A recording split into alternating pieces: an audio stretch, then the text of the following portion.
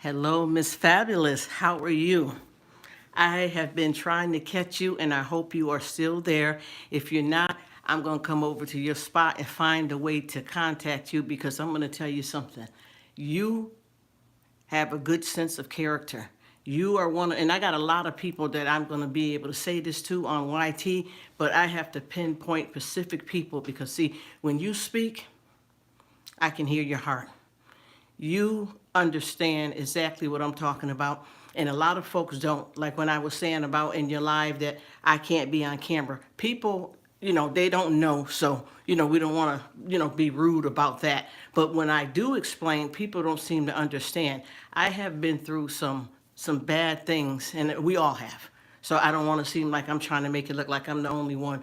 But I have been through situations where I've had to completely change my life, go off the grid, court proceedings, serious business. And these issues occurred with me with a work situation and in my personal life. And you already know what I mean when I say a lot of stuff with personal stuff, dealing with folks. And I mean, this has been riding along.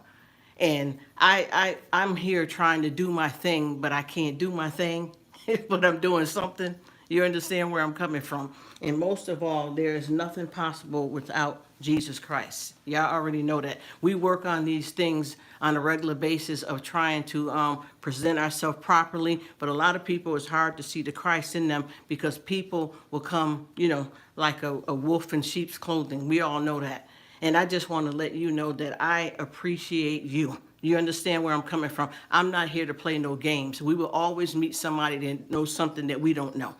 And I've been keeping your son in my prayers because I know what that situation is like when you have family that's caught up in the wrong situation and you can't get to them the way you want to and y'all can't make it mesh. But God is hanging over there trying to do something for you. But sometimes it's our cross to bear and we have to deal with it. But I'm going to tell you one thing about it. Folks don't understand that when you are walking with God, I call it walker. It don't mean that you're not going to make mistakes. See, I don't do all of that stuff, and you pinpointed it so good. The type of and I'm not judging nobody because I done been in Walmart and talked to one person. And we had church service right there, and they was drunk. Do you understand what I'm saying? It's not about trying to be perfect, like you can't swear, like you can't make mistakes. That's not what it is. God will come and get you off the strip pole, out the crack house. But we have free will for a reason, just like Fifth Amendment. And a lot of people don't get that. They think that when you are walking with God, that you're going to allow anything to happen. You don't say nothing. You got to be perfect. And, and I just had a situation going with some family that they weren't told to lie, but they were trying to play a trick, and they ended up seeing what it really was, and they tried to look at it like a person wasn't being truthful with it, but it wasn't that. It's just that they couldn't tell that person because they couldn't handle it. And we're all going through something in this life, and we're born in a dying world. And with me, I had to get real, real deep. And it's so hard to try to explain my situation. And the reason why I say it like that is because I've seen people that I know, and even with me, I have some videos that half of my face is in there. And then I have some videos with my whole body with, sunglasses and a mask on. And I'm never taking my mask off. I have a family member just like you. When we're in the store, they keep the gloves on. And that's just how we do it. And I'm not judging nobody, but I don't know of anybody that has graduated from, I'm just going to say it, the Big C college. I don't want to put that word into existence, but a lot of people don't say that word. Don't say that virus. Don't say that, but you got to keep it real. And I want to be who I am, and I fully can't do that. So I am claiming my victory. I don't call myself a victim, but I'm claiming my victory. And when you talk to people that are Christian, everybody think you can't be a certain way. Just like there was a pastor up in an auto body store, and he was telling the gentleman what he needed for his car. And the gentleman, because they had displayed a bunch of oil that they was trying to sell, and the gentleman kept trying to push on the pastor. Now this is, I'm not saying that just because he's a pastor that he's perfect and do everything right, but he said, let me tell you something. He said, I am not here to buy no oil, sir. I don't need no oil right now. But what I do need is this part for my car. And the guy said, well, you're dumb. You're just wasting the opportunity. And the pastor said, once again, I ask you for the part for my car. And I'm going to tell you this, just because I'm saved, sanctified, and filled with the Holy Ghost, that will not stop me from jumping over the counter and kicking you in your ass.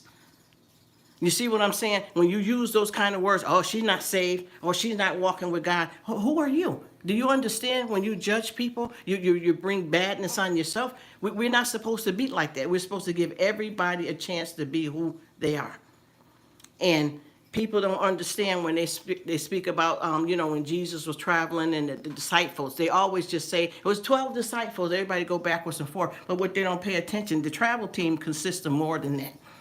We even with Moses had a stuttering problem, a regular guy. You understand what I'm saying? Moses killed somebody, and God still used him. He had prostitutes with him, sinners, gamblers, adulterers, people that committed adultery.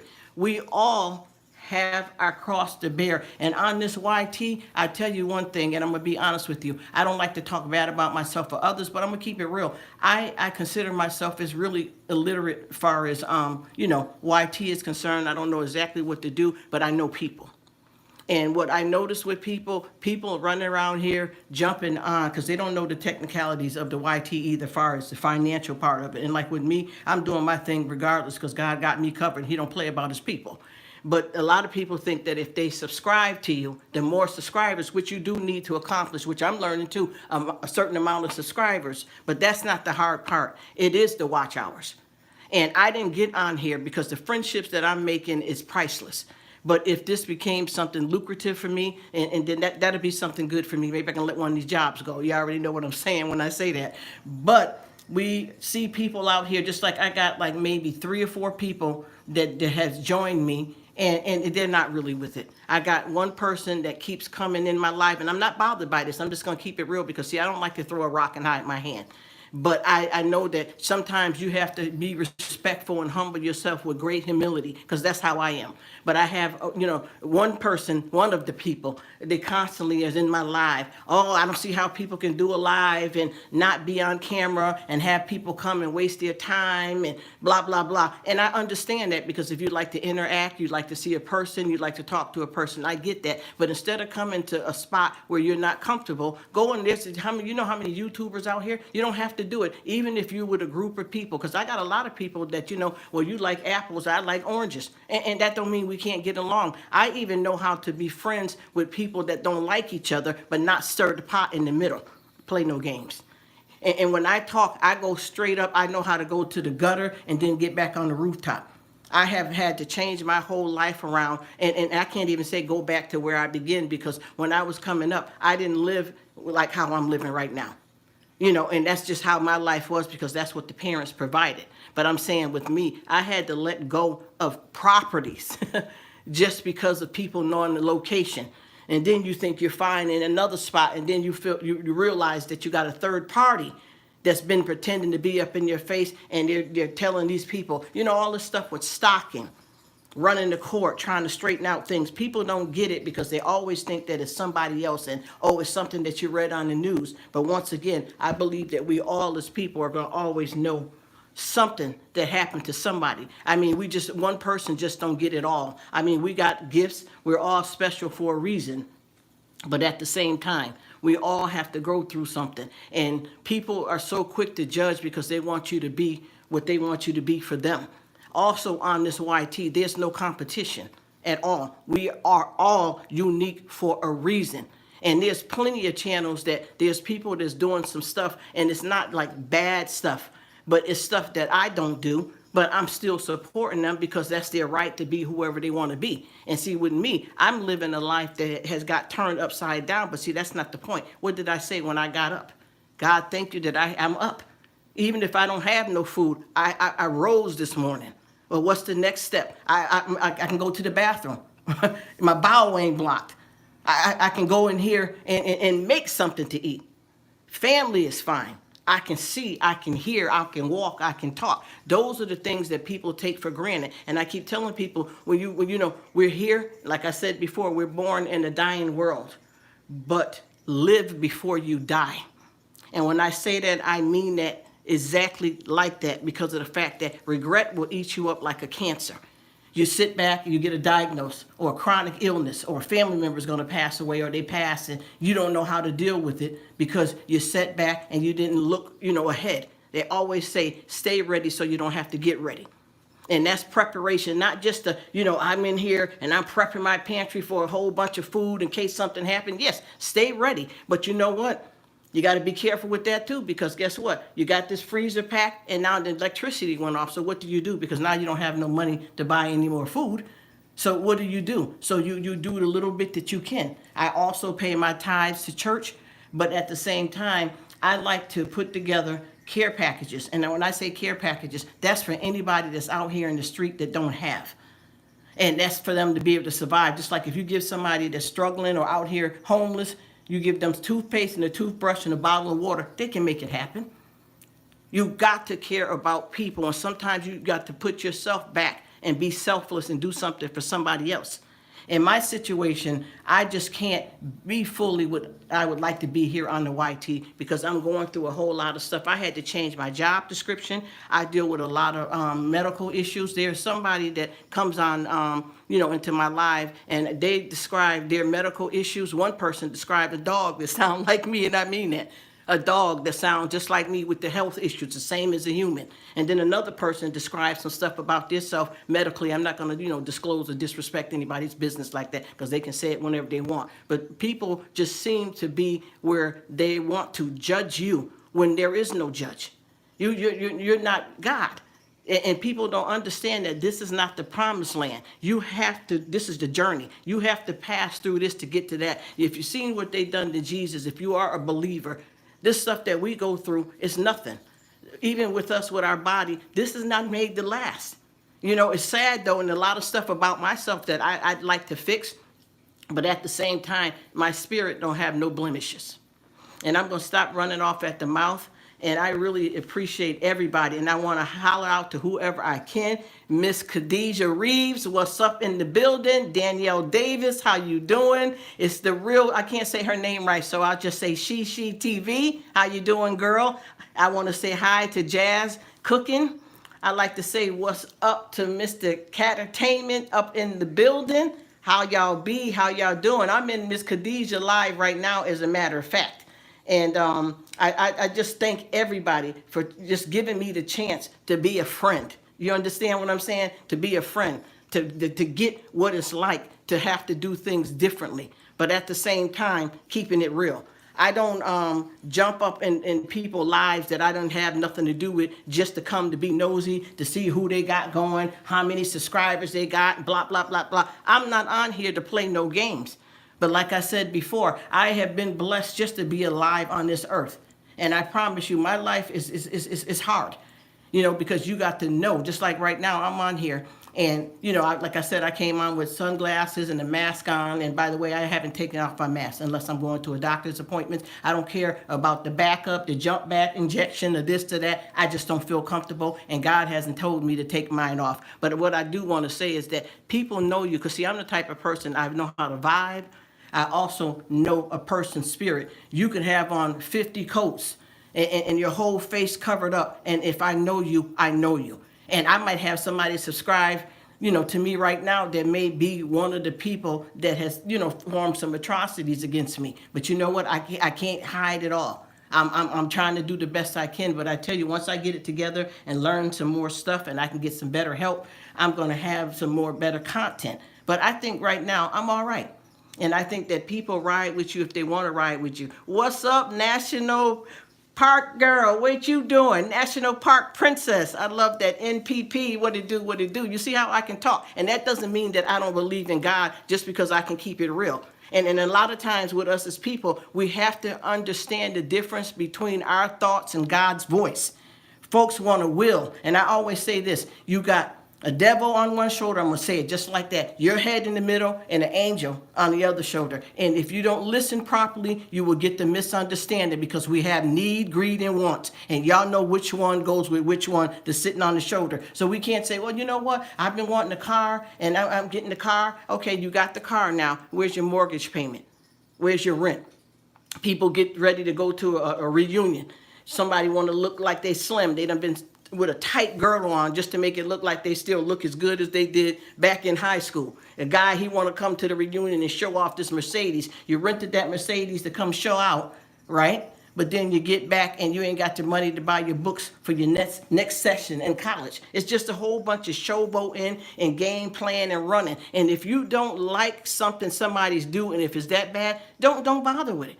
Go on and support somebody else. Be where you want to be, but do not do disrespectful stuff to try to hurt somebody. Because see, with me, I tell you, I got some obstacles in my way, but you know what? Those are my building blocks.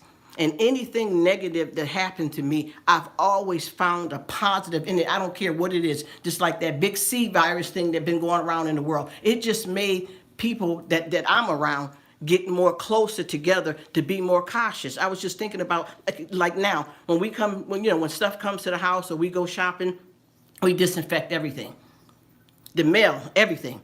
And what I noticed is that, and I was thinking back, when I had some younger family member, you'd be in the store, and if that child started acting the fool, you'll go in the store and you'll promise something before you go in, or you'll give them something to keep them quiet. Like a child crying, you try to give them a toy to keep them quiet. They done played with that toy, they mess with that toy, slobbed on that toy, and then when you get to the register, you put it back because you feel that I can go out there and get them straightened out in the car. Well, when you got kids like that in the store, you got to have rules. When we go in the store, and we've been in the store with kids, listen, I ain't got no money for nothing but some bleach and bread.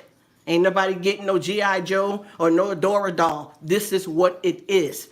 And a lot of folks don't understand that we have opened up stuff in the store. Well, you know what? I'm going to drink this soda or this juice because I'm going to pay for it at the register. Do you know how many people done dug up their nose and touched their body and sneezed and touched that? And we never thought about how dirty it could be. We have to have something point out things for us to pay attention to what we should already be doing.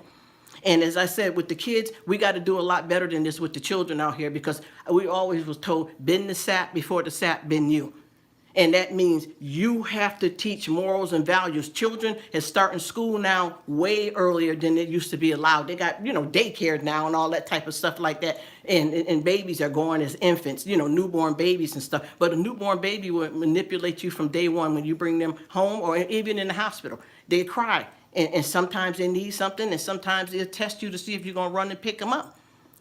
When you have a child that you're holding, that's an arm baby, 6 months old or so, and they're pulling at your necklace and earrings, what do you say? Stop, John. Don't do that, little Mary. They start learning yes, no, please, and thank you at home. And then when they go to school, that's the teachers bring a whole lot. I have to say that. And sometimes you send your kids to school and they're a product from your environment, and then you want to blame the teachers for it. And see, that's another thing that we're struggling with here too, because there's a lot of stuff that they don't teach in the schools, and we cannot control the school system. We can try to get together as a posse of people and say things, but at the same time, teach them at home. Do you know how many children that graduated that I know of, honor roll students, that don't even know how to balance a checkbook? They don't teach that in certain schools. I mean, some people can pay for private schools and whatever have you and make sure that their child is getting the education they need, but there's a lot. The most part, to me, falls on you as a parent as well, because a lot of the stuff the teachers are teaching, if you know you older, you've already been there and done that. So what you do is you apply your part, and then you send the kids off so that they'll have what they need. I'm going to get ready to leave off, but what I'm going to do is I'm going to keep popping in and out. And I promise you one thing about me, I'm the real G. I don't play no games. You understand? I know what's up with it.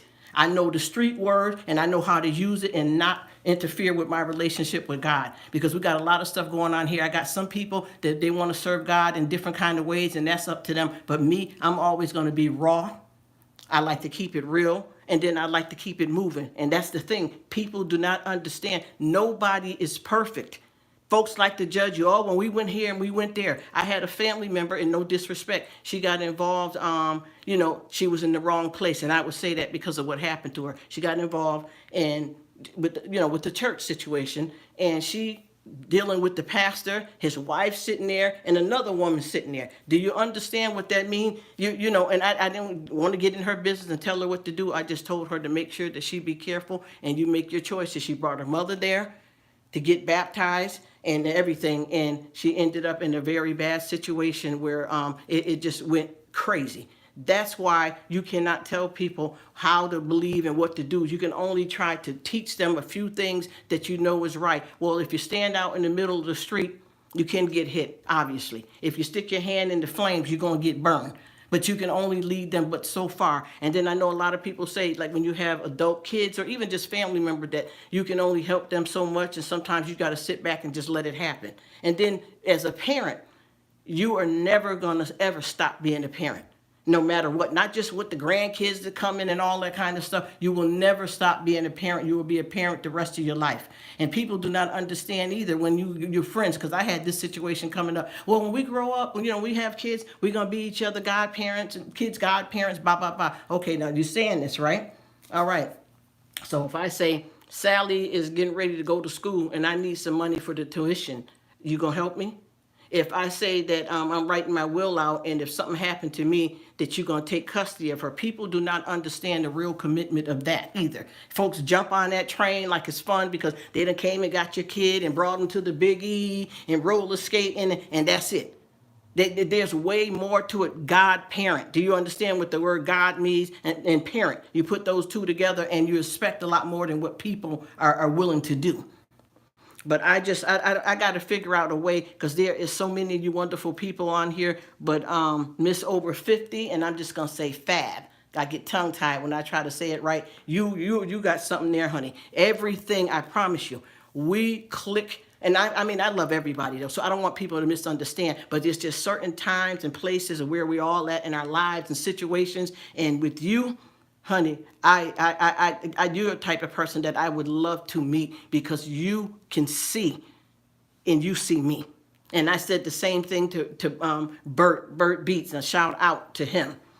I said to him, you can tell when somebody is feeling you. And it's not to like pick favorite people or anything. It's just certain situations that y'all may have experienced similar, and other people can understand it, but they don't understand it. You understand what I'm saying? We can be parents and have kids, even our pets, our flowers, because I'm a plant mom too. You understand what I'm saying? And not like them, but you love them. So it's a mixed bag of tricks, and we got to do our thing. But please, y'all, remember, I would consider myself a bit camera shy, because I'm the type of person that like to do stuff for other people, but I don't like a big deal made over me. Just like when, birthdays and stuff come, I don't be caring. It's just a regular day. I don't got to, and I love people that do.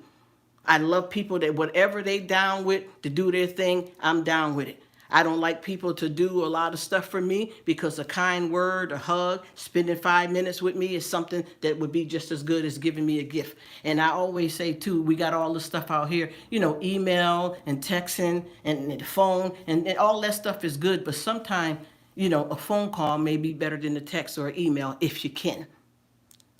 I can get in here and I can buff a floor with the ear of corn just as good as a buffing machine. I can wash clothes by hand just as good as a washing machine. I mean, I got some dexterity stuff going on right now, but the real G in me, that's who it be. You see, when I talk like that and I be around people that say, oh, that don't sound right. A Christian person ain't supposed to say damn or shit or whatever. What are you talking about? They're words. And if you look at the people that the Lord has used, you have to have somebody that just has blemishes to be able to understand. And that's why it was taken to the cross, because he knows that we all don't have the capabilities in us fully to understand what that is like. And you imagine when you sit here and you think, just like with me, I had a medical issue that I was told that was going to occur. And if I do this, it won't. And I did beyond that, and it still happened. And you know what I did? I was sitting there talking to the doctors and, acting like I'm all this and that. And as soon as I got out, I wanted to punch myself in the face and cry and fall onto the floor, because I just didn't want that. And then something just said to me, listen here, get up, you got this. Y'all already know who it was. Y'all already know who it was. I have another situation, and I've said this before, and like I said before, I'm a repeat offender. Anything that I hear, know, see, or do that can help somebody else out, I'm going to repeat it. I remember when I was younger and I was in church, and I'm not going to say nothing the wrong age, because I don't want nobody, oh, she lied the last video she said. I ain't got time for that. We're going to be big people here. You understand what I'm saying? I was in church, and the church that I went to with this lady, people get deep into it, like they believe in the healing right there, and drinking, and that type of thing. If you drink this holy wine and all that kind of stuff. So people get on their knees and they start saying like Jesus, Jesus, Jesus. A lot of people passed out. A lot of people were slobbering at the mouth. So I seen folks doing that. I think I was 7. I'm not sure now. Don't quote me. And I started copying, and I promise you, I really mean this. Something touched me that lit up my life. I had never even found the proper words to tell you guys or anybody what I felt like, but I'm going to tell you, it was better than any property I've owned. It was better than being married, having your first child, accomplishing your goal, going to college. That right there has been, I feel like crying now because I feel the warmth. You understand? When you get touched and you know you special, can't no man, woman, child thing be greater than that. And that's what I am and who I am. And anything bad that I've been through, I found a good in it, even if it's just to tell somebody what they can do and hope that it doesn't happen to them. People don't get that. You don't always have to be taken down by stuff that happened to you in a way that you can't recover or overcome it. And see, those are our crosses to bear. And you look at it and you say, oh, well, that family, because I got a YouTube family on here now. They've been hit, and God, oh, we're praying for them right now. They've been hit with cancer. And it's one of them is a child. All of them, it's like 5 of them. One of the family members have 3 different cancers in that one body. Then there's the brother that has cancer, 2 types of cancer.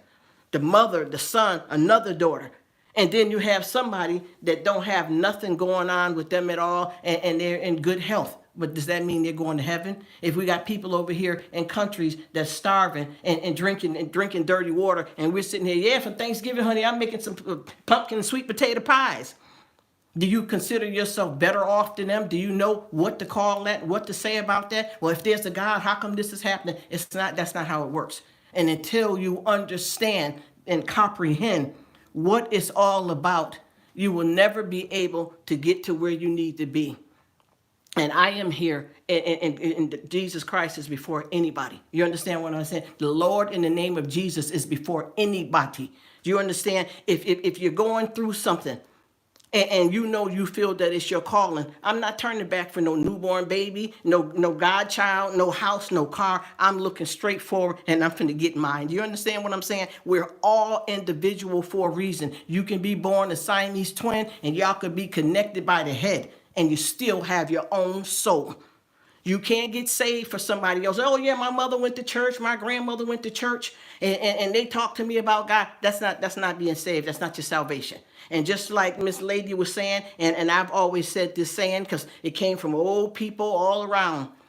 When you see a hearse, you do not see a U-Haul behind it.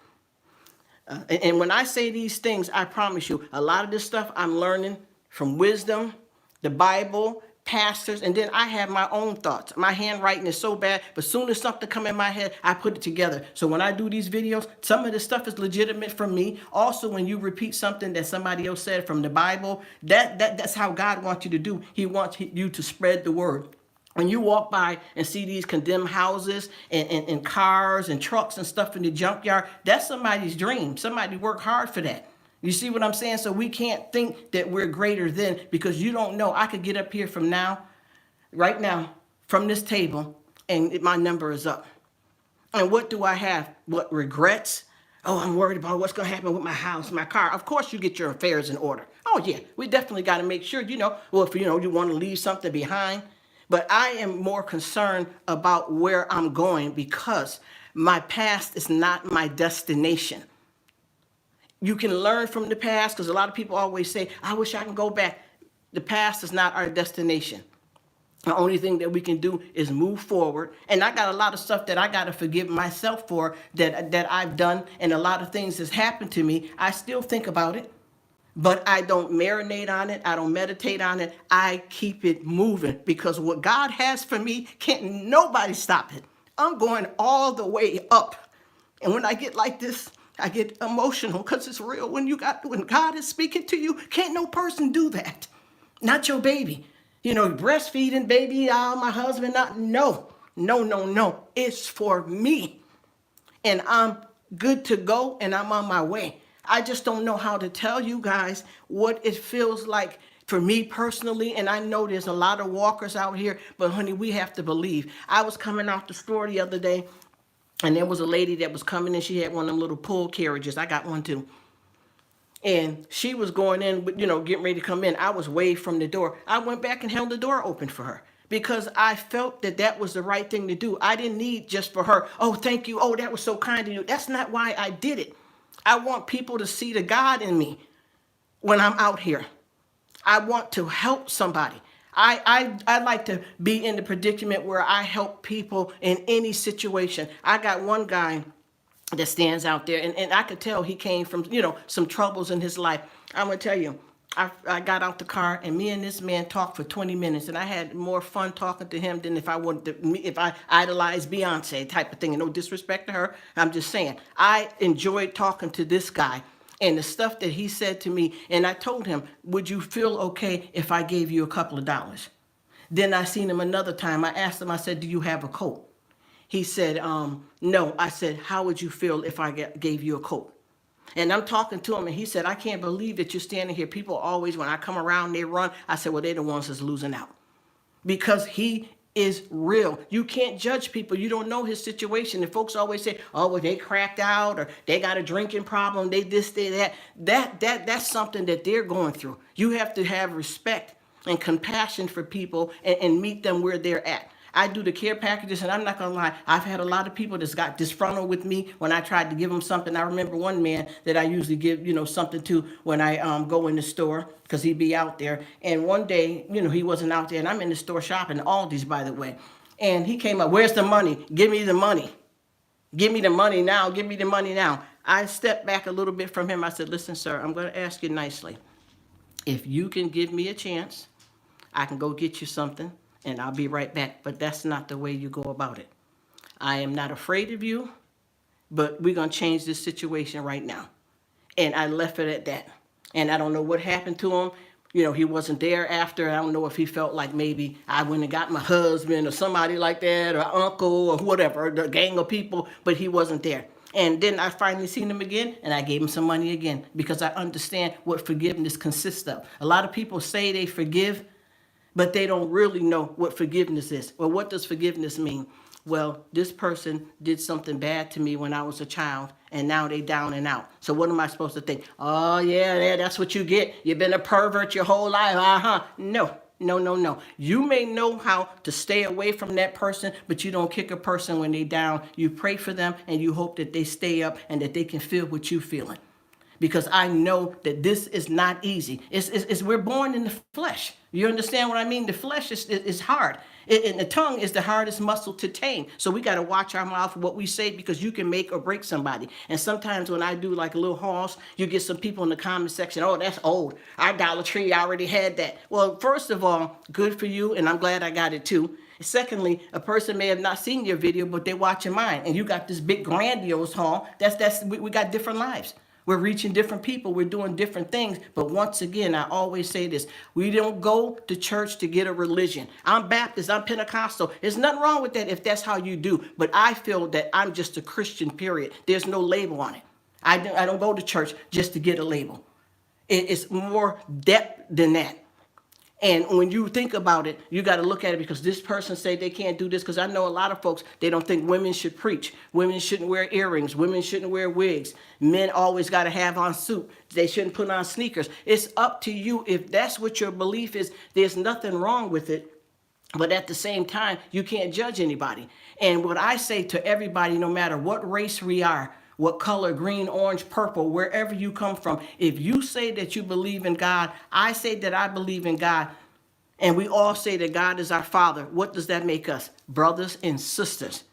Do you understand where I'm coming from? That a lot of people don't get that either, because you can't be prejudiced against the Holy Spirit. It's not possible. It's not going to happen. And what I learned too is when people pass away, just like with me, I don't want, and a lot of people say that, and it's going to happen regardless, but I don't want anybody to ever feel that, oh my gosh, she's gone. Oh no. Listen, you're going to hurt a little bit because I know I'm the G. No, so let me stop. Let me be silly though, but I know that I have played a good role in your life and that I've been a good person, but that's my spirit, because God help me accomplish that. But I don't want you to take from yourself just because I'm not here. Live on and do good. If you want to mourn sometime, you can do that, but don't take it too far. I even go, like with family members that's passed away, I go and do things at their gravesite. Things that I know that they enjoyed in their life, their birthday, and I accept it. You know, with buried children. You understand what I'm saying? With buried children. When I was coming up as a child in the family, someone has had a set of twins. And people don't understand when you're coming from like deep, deep south, or you go to Jamaica and different places like that, Puerto Rico, people have different type of stuff when it comes to the government. You know, with this family, they had a set of twins, and one of them was born dead. They buried the child in their backyard because that's how they did things back then. And with me, I am from a mixed race of people, so I get down how I get down. Like I say, what I go, I'm not busy with the foolishness, not game, man. You know, say what I mean. And then yo sabe español, tú lo sabes que yo lo dice. And then you come back, American, what's up, y'all? How y'all doing? Praise the Lord, amen. You have to be able to accept. And see, I didn't come up where you say, oh, my neighbor was Spanish or Asian, and this is how. No. It's bred in me. I want to learn the lifestyle. I keep telling people, even from yard, we have been where I don't walk down the street with a goat, a cow. Here, you go to the grocery store and you say, well, let me have a half a pound of Land O'Lakes white cheese, slice number 1. Let me have some honey ham, a little thick. You know, there in Jamaica and the different countries, like I just say in Jamaica, for instance, I can go up and say, me want $2 worth of goat, man. You know, say me not have the money, man. Me want a look or taste of something there. Me want to eat up good. Me want to yam up. Even when I was little, I used to be put on a stool, little 2 and 3 years old, learn how to roll out dumpling by hand. You give me a potato, I can make it 7 different ways. Oh, we got food. Everybody ain't got to have the filet mignon and the this and that. There's all kinds. There's grass out here. And I don't mean it in that way people be thinking. I'm talking about grass, certain stuff that's processed that you can eat. If you are a real survivor and you are a rider, you can do this, because I can make a potato 7 different ways. Like I said, I can wash clothes by hand. I got a little issues now because I'm, some medical stuff, but I can do this. I can go without. I'm going to tell you, we parks this car, you hear me, and take 3 buses to get to the mall when you can just drive there in 20 minutes. Why? Because it's about survival. You have to crawl before you walk. And if you don't humble yourself with great humility, you will never truly be free. Everybody's worried about the showboat and the this, the that. It's not about that. It's who you are inside. Our bodies are not made to sustain all of what's happening out here, because this is not where it's at. If we can get through this, we will make it. People do not understand that the gates to heaven are short and narrow. Folks don't understand, and I said this before, and like I said, I'm a repeat offender when I talk about this stuff, because it's the truth. You can have Margaret that goes to the church. She's the first lady. She do this and she do that. And then you can have Sandra. Sandra's in jail for murder. And you say, what? Yeah, she killed her kids. Okay. And then you say, well, Sally's going to heaven and Margaret's not. If you're not true in your heart, God only knows that. And which one do you think might end up going to heaven? It could be Margaret, because Sally been playing y'all all the while, but y'all think, oh, she's the first lady. They got property. Oh, they rich. They got it. Oh, yeah. And this one killed somebody. No, that's not how it works with God. When you are true in your heart, God will forgive you.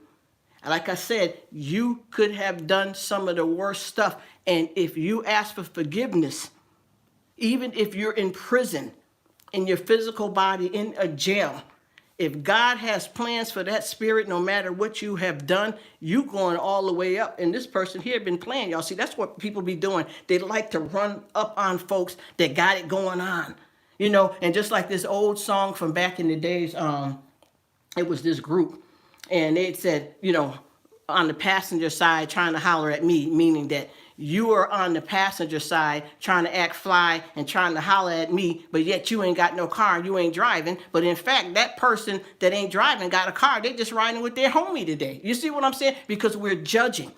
When you came in here, even I remember when we was going to school and things like that, people were worried about what kind of sneakers you got on.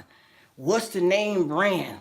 Do you got the latest Cuisinart, meat chopper. What are y'all talking about? Who are you inside though? We're not talking about your material thing. Strip this down. What did God say to Adam and Eve in the garden?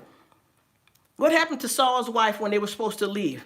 What happened when she looked back? What happened? Turned into a pillar of salt. If you're not a true believer, you can't fool God. You can fool all of us, but you can't fool God. And that's the thing that people don't understand. I could be in the store and make a decision that I'm going to steal something, right? Okay, I'm getting ready to go over here and take something. I got it, whatever the item may be, and got out the store. No security guard seen me. None of the people that work there seen me. So how do you feel when you get out the store? God. That's more important than anybody. God seen you. And that's where it's at. Also, people don't seem to understand that there is nothing hidden from him. You may be able to get out here and play games and pretend and showboat, but you cannot hide anything from God. And a lot of things too that I've been seeing, because see, people don't realize, like with this YouTube stuff, a lot of people are putting on the front because this is a business for them. We got fact, we got fiction, we got real, we got reality. And some people get on here and they do stuff that's not even really what their life consists of. And there was one woman in particular that got on here and she was pretending like what she was doing in her personal life was a game. And, she ended up going to court with her ex-husband. And he was trying to get custody of the kids because what she was showing, she was saying that it wasn't real how her new boyfriend was treating her kids, blah, blah, blah. And she was saying that it wasn't true. But when when the husband got the kids for his visitation time, the kids were saying things. And when they went to court, she was saying, well, the new guy that I'm with, we just did that to provide content. Well, if this is fake, why do you have his tattoo on your arm? See, she just played herself because she thought she was greater than the situation. And God stepped in for that father and said, no, you the one. And now I'm not saying she can't get herself together, turn it around, and do what she need to do. But it was real. They kept you, oh no, it's not. It's just YouTube. No, it's not. It was real. But I'm going to get off of here, you guys. I really, please keep it real with me, and I will keep it real with you. I am going through a lot of stuff myself, but see, that's not the glory. You understand what I'm saying? If I'm sitting here and if I said I had a heart problem, my spirit don't. You understand what I'm saying? God got me covered. You get what I'm saying? Stuff that happens to our body doesn't happen to the spirit. We all have free will. We're all unique, and we all have gifts. It doesn't matter what it is. It don't matter what color you are, because when you open up inside, what do you have? We all have heart, lungs. I mean, come on. Let's just be real about it. And please, whoever believes that, when something happens, that you don't have people worried so bad over you that they can't even get on with their life. Make sure you advocate that with the ones you love. But first of all, God, always start off, no matter what it is that you do, if you are a believer. I'm not judging nobody for what they do, but if you are a believer, please make sure you always let people know that that's where you at. And that's better than here on earth. I have, a situation here with somebody, and I keep saying I'm getting off, y'all, but I can't help because I'm feeling this. Burying a baby. And, that, of course, oh, there's a rapist out here. There's a pervert. There's a killer. And then you take a baby and learn who Jesus Christ is. Honey, listen, that child is better off with him than me on this earth, no matter what I feel or how my cousin feel about losing a baby or who feel what, You have to live and you have to learn. And with me, nobody don't have to celebrate and throw a big party, but don't let it take you down. And if you really believe in what we had, because I was here physically, keep my spirit and you will always know that I'm here. You will always know, and everybody is not going to be where you think they are. People need to stop putting people all up on the pillars and they this and they that, and calm down. Even with our famous people, they're here for your enjoyment, but God don't favor them no more than he favors you. And there's nothing that you can do that will make him stop loving you, because you already know. How do you hear God's voice? How do you know God's talking to you? One way is when you make mistakes. I'll tell you that. And one way is when you make mistakes. But I'm telling you, like when I get like this, I have to humble down. I can't eat. I have to chill and feel it. I have to get somewhere. And I remember too, when I was coming home from work, I have to go somewhere and give it to God before I even deal with any family, anybody. Let it marinate in me. Build me up, hold me together, feel his presence, and get there and sit. and not even eat mouth dry. You may want to take something, no drink of water, nothing. Sometimes you just humble out and just let it be. Let yourself do what you need to do so that you can build that strength spiritually. See, the body gonna scream for a whole lot of stuff that you don't even need. But when you tap into where you're supposed to be and you allow him to work his way in your life, oh my gosh, the Lord in the name of Jesus will come through for you. It don't have nothing to do with why we don't got no food, why they got a car and we don't got no car. That's not it. You have to, and I'm gonna tell you, I'm still working on this. I keep on fighting with myself every day with different stuff because I do fail in the flesh a lot. But you know what I do? I pick myself up and I keep it moving. Do you understand? I repent. Even if a negative thought or a negative feeling, God, please forgive me for that. I'm sorry. I just got caught up. And we get caught up because the flesh is going to have you, because that's another way too that the demonic spirit and stuff get on people is when you're blocking God out. You're free for the enemy. You always have to fight evil with good. And the feeling that you get, it's not just God giving you things. It's not that. It's something within you that when you don't have the things you need, you have them. You are more wealthy in spirit than you are in material things. And that's what's more important. I'm telling you guys, this thing here with me, I just get so turned. I'm like, right now, I'm feeling something on me, lifting me. Listen, I'm serious. It's amazing. And I can't wait. I'm not saying that I want to, die and not do what I'm supposed to do here on this earth. But I'm telling you, I am ready. Anything that God has to offer is better than anything I've ever had. And I'm going to tell you one thing I know too, which is normal for everybody. When you first start off in life, you want to go to college, you want to get a house, you want to get a car, you want to get married, you want to accomplish your goals. And then once you start getting a certain age, some of that stuff, you already did it, you've been there, and you start wanting to get rid of it. Like with me, I'm at that time where I feel like, why do I have this? Well, at that time and age and, mindset, you needed it, you liked it, you wanted it. Now I'm trying to get it together. Like I got a lot of pictures on the wall. Come on, what is this here? That's because that was my personality. That's what I needed at that time. But I'm evolving. Things are changing. I'm getting better.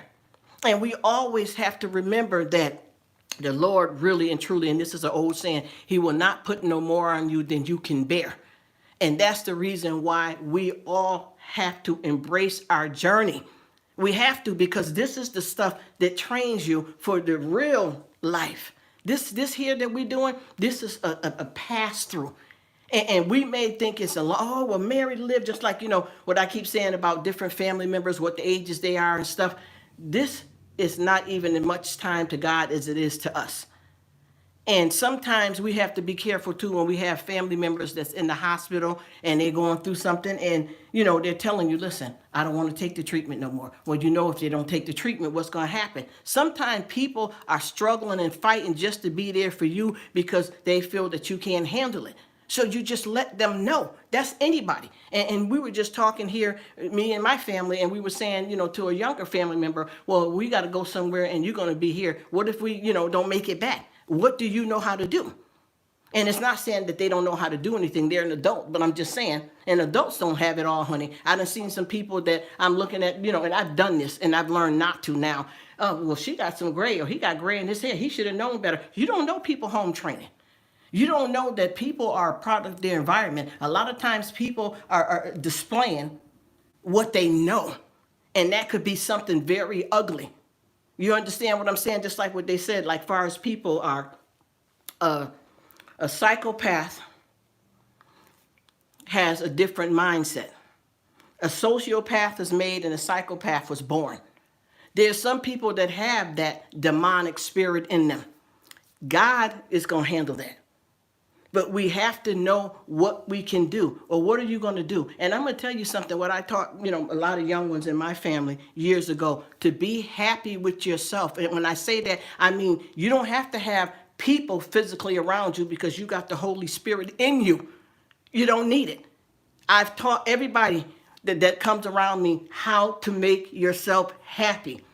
if you are feeling like you are alone. You're never, how can you be alone when you got the Holy Spirit of you? You are a child of the highest King, the Lord of Lords. You understand what I'm saying, people? And it's hard because what I'm doing here, I'm not trying to get crazy, because a lot of people take religion the wrong way and they say and do different things. That's not what it's saying. What I'm feeling right now is emotion that is a good thing that I need to let out.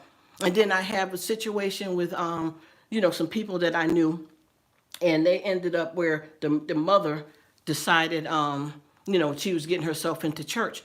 And she said that, God told her a lot of things that, a lot of us know that God wouldn't tell you, just to quit your job and just go live at somebody's house and don't provide, don't give nothing, don't help nothing. No judgment there, but it turned out to be a nightmare. With the bills, people were gone to work 8 to 12 hours, and this person here running up the heat, eating up the food. But she said, that God told her to do that. And I think that she got on the wrong track, and she needed somebody to help her get back on the right track. Because a lot of this stuff right here is taught to us, because I know the environments that a lot of negativity comes from. And I want to tell a lot of parents out here too, and no judgment to people, it's good that your kids got, PlayStations and they do the computer and they watch TV and stuff. But sometimes you got to cut back that time with those kind of things and spend time with them. And what do I mean? A 2-year-old, you can let them play with their mom. Before you know it, they'll be mopping that floor like they're grown. You have to put in good things, not just, put them in front of the TV, honey, and I'm finna go in here and watch my soap operas or listen to my music, honey, or me and my man going in the room, that. You have to, because things are meant to be a certain way in a certain time. And like I said before, we go off the grid where nobody's using, computers and things like that. Nobody's jumping in the car. Take a walk. And what are you walking for? I'm going to get something on. I'm going to the store. No, just take a walk, breathe, feel the air, live. Stop running and depending on every device. I remember we had a tornado. And, you got neighbors and folks and stuff that, the tornadoes come in. You want to check on folks and see how they're doing. And, with me, I'm looking at who got medication, putting it in, waterproof bags and, planning a little small puckle of stuff to have for emergency. These folks was putting high heels together and my red bottoms and my jewelry. Are you serious? And they are, because that's all they know. But anyway, you guys, I'm gone for real. I thank everybody. I see John up in the building. What's up, Rosalie James? How you doing, my sister in Christ? Crafts by 3 Rose. How you doing, Miss Rose? How are you today? What's up, Bart? Bart, that's my dude right there. What's up? MDBC in the house. All right. And like I said, I speak like this, but I keep it real because I'm from the old school. I know, a lot of the songs that's out now. I don't listen to certain type of music, but I hear it because we got young folks that do it. I know some old songs from back in the day, and we just keep it real. And Rosalie, you something else with that beautiful voice. I don't know why you don't take that somewhere, honey, because you just, when you sing, I feel it like vibrating in my body, honey. You got this. You got this. And I wanted to shout out to Adam Catertainment. I'm going to tell you, you are one of the best pet parents out here. And a human would love to have you. And I know your beautiful wife plays a role in it too. And I wanted to tell you too, when I be listening to the games, I just don't do the games like I used to. But I'm going to tell you, you got a voice that is unbelievable. I don't know how to explain your voice, but I love your voice. And I'm serious. I mean it. I was just listening to you in the game. And I was like, he got some kind of voice. And I like when you play the characters, like you try to talk like a woman and do that type of stuff. It's so much fun. And I really enjoy all of you guys. And Miss Pierce Palm, you are amazing. You have picked the proper title for your channel. Even if you change the name, I'd still say you're doing what you need to do. But that Pierce Palm of Jesus, you know what happened on that cross. Yes, you do. And you did that. That's a beautiful, beautiful title. And like I said before, we're all here for a reason, and I want to put a prayer up for John because he's going through some plumbing problems, and I'm putting in God's hand that stuff will be repaired, because I know how it is, honey. I know how it is, honey. As soon as you call a plumber, the bills start adding up. So I wish you the best. with that, and that everything will come together, because a lot of stuff is not covered by homeowner insurance. And I done been through that where certain things was covered, then I had to come out my pocket for thousands of dollars. But I know that God will pull it through. And I just want to say to John too, that I know that you are an awesome pet dad, and I know that you have family members that are awesome to pets, because God put every creature, every person on this earth for a reason, and we all deserve to be loved. And I thank you guys to be able to treat your pets just as good as human beings are being treated. And I'm bringing it down, y'all, because this has brought me up, and I am feeling so good. I am feeling so good.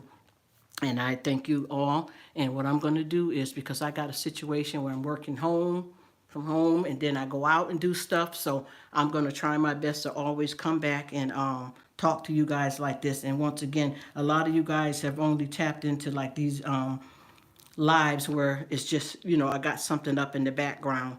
But my first live I did, I wasn't on camera, but I did talk through basically the whole live. And John was one of my first people from the group that came in to my live and spoke. And I appreciate that from you. And I'd like to say hi to Crystal.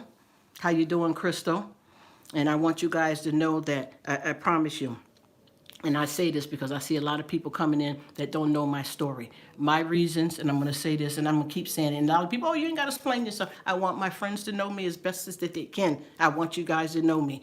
I have been through some things that's happened to me in my life, my personal life, and one of my jobs, to where it turned to be a serious situation with legal proceedings. I've had to move several times, and I am trying to stay ghost and not be found. I have been off the grid, you guys, for years, and it's been hard to figure out what family members and what friends to trust and things like that, because I have been through it. So you know what I had to do? I had to cut it all off. And just with my immediate family, watch what I drive, let property go. This is serious, you guys. This is serious. This is not a game. And I know with me now, I've been on, the camera, my other video showing like half of my, mouth down or whatever. And then I got some that I'm on the camera, but I got on a mask and I got on glasses. And like I said before, someone that has done something to me, I ain't gonna call myself a victim, but I would say I'm a victor, and none of this stuff is fault of my own. But people know who you are. People know who you are. You could have your child or somebody that you've been knowing for years that can be in a crowd of people, and they all got on, a mask and covered up. You can't see their hands, eyes, nothing. And if you got that spiritual way of knowing things and that vibe, you will know that that is your family, aunt, cousin, uncle. So that's why I have to be careful when I'm on this YouTube thing trying to do stuff, because even with me, like when I do the half, they may only know my voice because look, my body's changed since then. And I ain't that slim thing no more. No, so let me stop. But for real though, my body has changed, so they wouldn't know that, but they would know my voice. And it could be somebody subscribed to me right now and I don't know. But I do know that where there's a will, there's a way, because God don't play about us. But please understand, this is not a game. And I know people like to be where they are able to see you, look at you, and they feel like, oh, well, how she got this going? And she's not even appreciating people that come by to see her because she's not trying to be on camera. And I don't think that's right, that people spending their time. Listen, people. Be where you want to be. Even if you are in a group with people and you may not get along with Sally or Bubba or Michael, you can do that with grace if you're an adult and you're mature. Or if not, that just be one of the people that you just don't deal with, and it's fine. And I know with this group that we got going here, a lot of folks are not going to be subscribed to everybody. Also, what I know is that I have had a lot of people that I've already had that I was dealing with before I even got in the group. And the group has went over and got involved with people that I know. So we're all working together. One hand washes the other and both wash the face. You hear me? So we all have to keep that in mind. But don't ever think that I would ever take anybody for granted. Hey, Danielle Davis, because that's not what I'm doing here. A silent live is how you want to do it. And it's not that you don't respect other people and what they see and they want from you, but sometimes you got to do what they do. You got to do what works for you. And folks don't understand that. It's not playing any games, because I know that I have someone that came on here and said that they have a friend that puts up their live for 9 hours and never come on the camera. And people support her. You know why? Because they believe, and they're fine with that, because they know how she get down in her spot, and they're okay with it. But it's up to people to be where they want to be. And like I said before, we got a lot of people that pop on here and they really ain't got your back. They just kind of come to see, just like with me, no disrespect. I'm going to keep it 100% real. I'm not disrespecting nobody. Everybody's welcome, but I'm going to keep it real, because I don't throw a rock and hide my hand. I'm going to be honest with you. I don't. But what I do want to say is that I got a lot of people on here that's been popping up, that has been, subscribed to me for 2 or 3 years, and I can prove to them that I have been over there representing, really watching their videos and down with them, and they had nothing to do with me. But once they see you got a commercial or you're doing lives, they want to run and come see what you're doing, but they mean you no good. We don't play no games. That's not necessary, because once again, what's for you is for you. What's for me is for me. Jealousy will eat you up. You cannot envy somebody else, because what God gave them is for them. And if you don't want to do what they did to get what they got, then get your own. We have to be careful. But I'm seeing this, and I'm praying for you. When I talk like this raw and real, it ain't, oh, you being negative. Oh, don't be saying. Listen. You know, a closed mouth don't get fed. Do you understand what I'm saying? A closed mouth don't get fed. So if you don't keep it real, because I got like maybe 3 or 4 people that I be seeing that coming through, and I know that I need to say something to them, but I'm praying to let God handle it.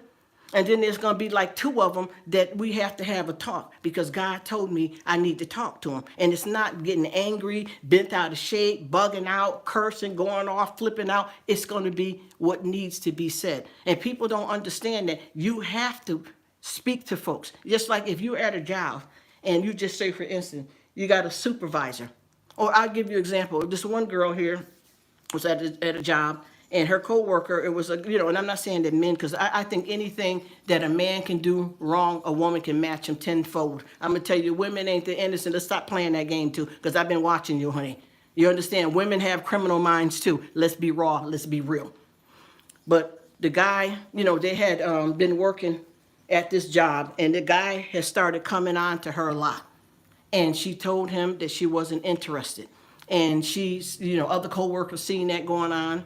She went to the higher office and explained it to them, and they were getting ready to transfer this person somewhere else. She could either pick for her to go somewhere else or him. And she said, well, because I'm having a problem with him, I just would rather go, because I don't want to upset him any further. And the office didn't really do it when they said they was going to do it, and he killed the girl. So how do you handle stuff if you ain't going to say nothing? How do everybody keep saying, oh, well, you saved and you got God in your life, just don't do nothing about it, you pray on it. But what if the prayers was answered by God telling me to say something? Do you see what I mean? It's not all about just letting anything happen to you and don't do anything about it. And a lot of folks got the religion. This is different between having a religion and how you feel and your faith and your belief. A lot of folks got this thing so twisted that they don't even understand what they're doing either. So you have to be careful with that, because I promise you, I do the best that I can. And like I said, I make a lot of mistakes. I ain't gonna lie. I sometimes I have a curse word slide out here and there. And oh, do you get with a crowd? She ain't saved, or she ain't. Did I say that I was saved? Are you saved? Are you God? Are you judging me? Or are we all just running around here fumbling and getting back up again and keep going? Because that's why he died on the cross, because he knew that we couldn't do it all. You ask for forgiveness, you are forgiven. But just because God is forgiven don't mean we can keep sinning. That's the thing that people get twisted. You got to get on the right path with things. But with me, I'm going to always talk straight from the road when I have to. And that does not take from the relationship that I have with God. And like I said before, people know, like with that name in the Bible with Moses, that's a very prominent, person in the Bible. And, who's the one that brought down the 10 Commandments. God talked to him through a burning bush. But you remember what happened to him with the Israelites. Y'all know the whole story with that. The Egyptians and the Israelites, and how he ended up in the kingdom. Moses was a regular man. He had a stuttering problem. He also killed someone. And what happened? God still used him. You see what I'm saying? God still used him, so he knows. Do you understand? When Jesus, before he got put on that cross, the way he walked and he was abused, he asked, Father, if it's possible, can you take this cup from me? He know he had to do it, but he didn't want to do it. But he had to do it. It's because he knows what it is. Somebody had to learn something to guide us.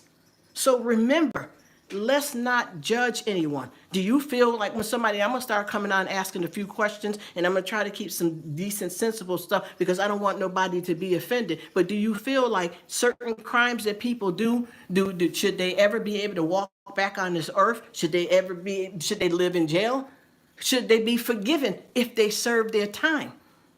You know, children are going to jail at 15 for killing somebody, but what are they like if they've been in jail for 30 years? Do you feel that they're done what they're supposed to do? Who puts down the law? Who puts down the rule? How many people we got in jail that are putting in jail that are innocent? How do we view this stuff? How do you feel? Just like they had a guy on the show, and he was taken from his mother because she had another family member that was abusing him, and this was a very touchy thing, very bad. And she had broke down because she found out that it was her own brother doing it, so she wasn't fit to take care of him. So they put him in the system. But when she got him back, everything was going good. She got married and she had 2 more kids, and with those 2 kids, they were being molested. And the first thing everybody thought that boy that been molested was molesting the 2 younger siblings, and come to find out it wasn't. It was a whole different extended family. So would you trust if you had a family member that was molested and then they molested somebody, but they did their time, they went and got their help, will you forgive them? Will you give them another chance? Do you think they're healed? See, this is all of the stuff. That's why we all can't be the judge and the jury. We can only do what works for our family. And with me, I'm just going to throw a partial bit of how I feel about that. I feel that if they're doing what you feel that God told you they did was right, then you make your own choices. But I would have a hard time. I'm going to keep it real for real. I would have a hard time, but I would do my best to work it out. But you have to be careful because you got to know if you feel comfortable with this person babysitting again, or are they fully healed? See, that's the thing that a lot of people don't understand. Are they fully healed? Or are you judging people, or are you assuming? But do what works for you. And what I'm going to do is I'm going to start coming on asking some questions like that just to fill us out to see what we're comfortable with. Because I was on this other woman's live, and she was talking, and then a guy came in and said something about politics, and she got totally upset and told him not to be mentioning that, don't bring that up. And he just said, please pray for Israel. That's all he said. And I'm saying it. Please pray for Israel. What is the problem with that? But then she turned around the next day and did a whole video on it. Who you going to elect next coming in line for the presidency? You see, and then I got a lot of people on here that keep telling me, and no disrespect, because I can take, any kind of, you can say anything to me, and I'm not going to take it the wrong way. Constructive criticism, I believe that's what they call it.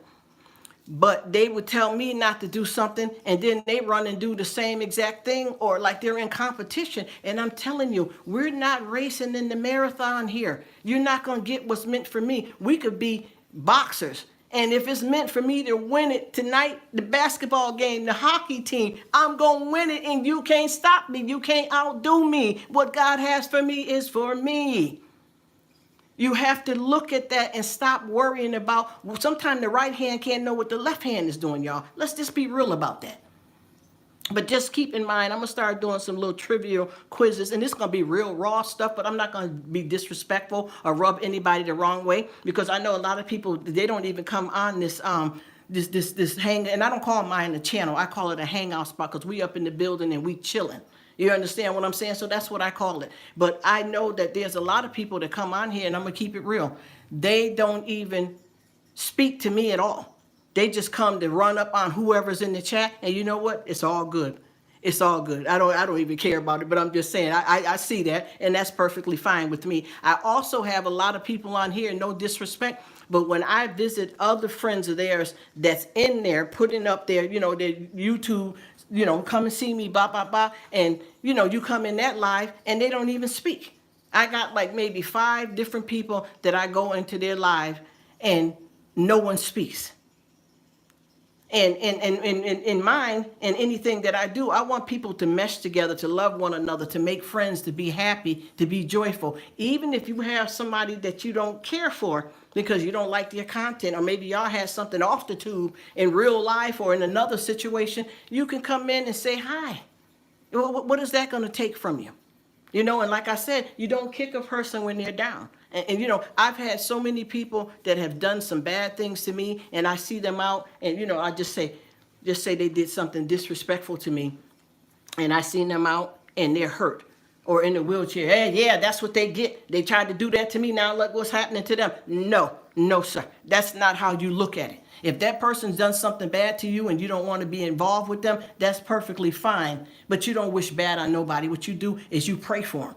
Do you understand? I keep telling people the old ways is a lot better than this new technology. This stuff that I believe in, that I will never stop, you know, believing this way. And I have taught family members this, and if they choose to go different with it, that's fine. But when you have a neighbor, like with me, I got like 5 neighbors, and they don't even really know me personally. And I put food on their porch, and I let them know it's from me. When I see them, I say, hey, how you doing? But I don't get in people's business because, see, the times is not like it used to be. Do you understand what I'm saying? People are not like they used to be. I have one person that I tried to, you know, when I see them stand out there and talk a few minutes, and they thought, oh, that was cool. So now they finna start hanging in front of my house and cracking a beer bottle. Oh, listen. No judgment there, but not here. We don't do this here. You see what I'm saying? So you can't treat people like a lot of people, I'd say, because there's some good people out here in the world. I like to believe there's more good than bad.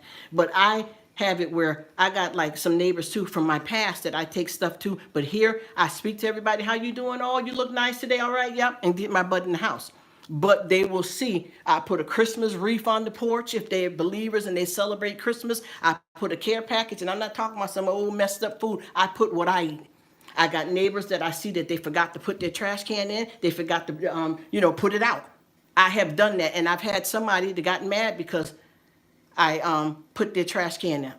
Somebody got mad because I had the hose out there cleaning my trash can out, and I cleaned it. I don't want that. I don't need nobody to be doing my stuff. Okay, take care. That's it. I'm not going, oh, they're so nasty. Oh, I don't care what they are. I did what I thought was right. They asked me not to. I won't do it again. I got a neighbor here that's sick and not feeling well. Well, what am I going to do for the neighbor? I want to ask them, would they like me to make something for them? I want to know their eating habits. You got a problem with salt? Are you allergic to peanuts? I'll make you a dish. Do you need me to take out your trash? You want me to cut your grass? You want me to shovel for you? This is real.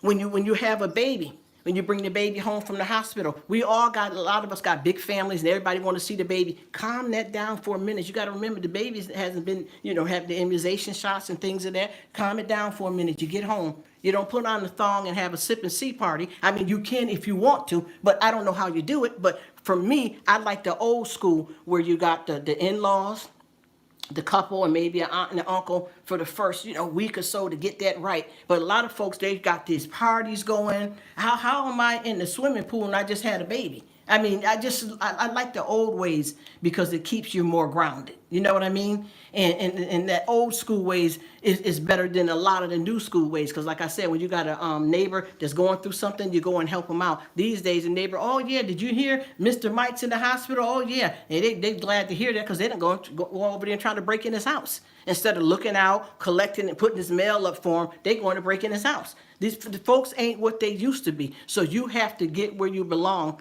Respect people, love life. Every day is a new day.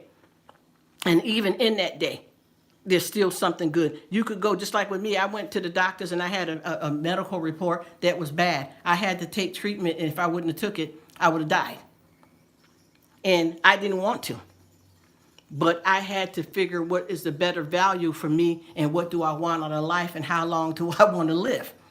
And I had to make a choice, and it was very hard because I would be leaving family behind that I'm supposed to be there for, and leaving them possibly with some family that I don't get down like that with them too much.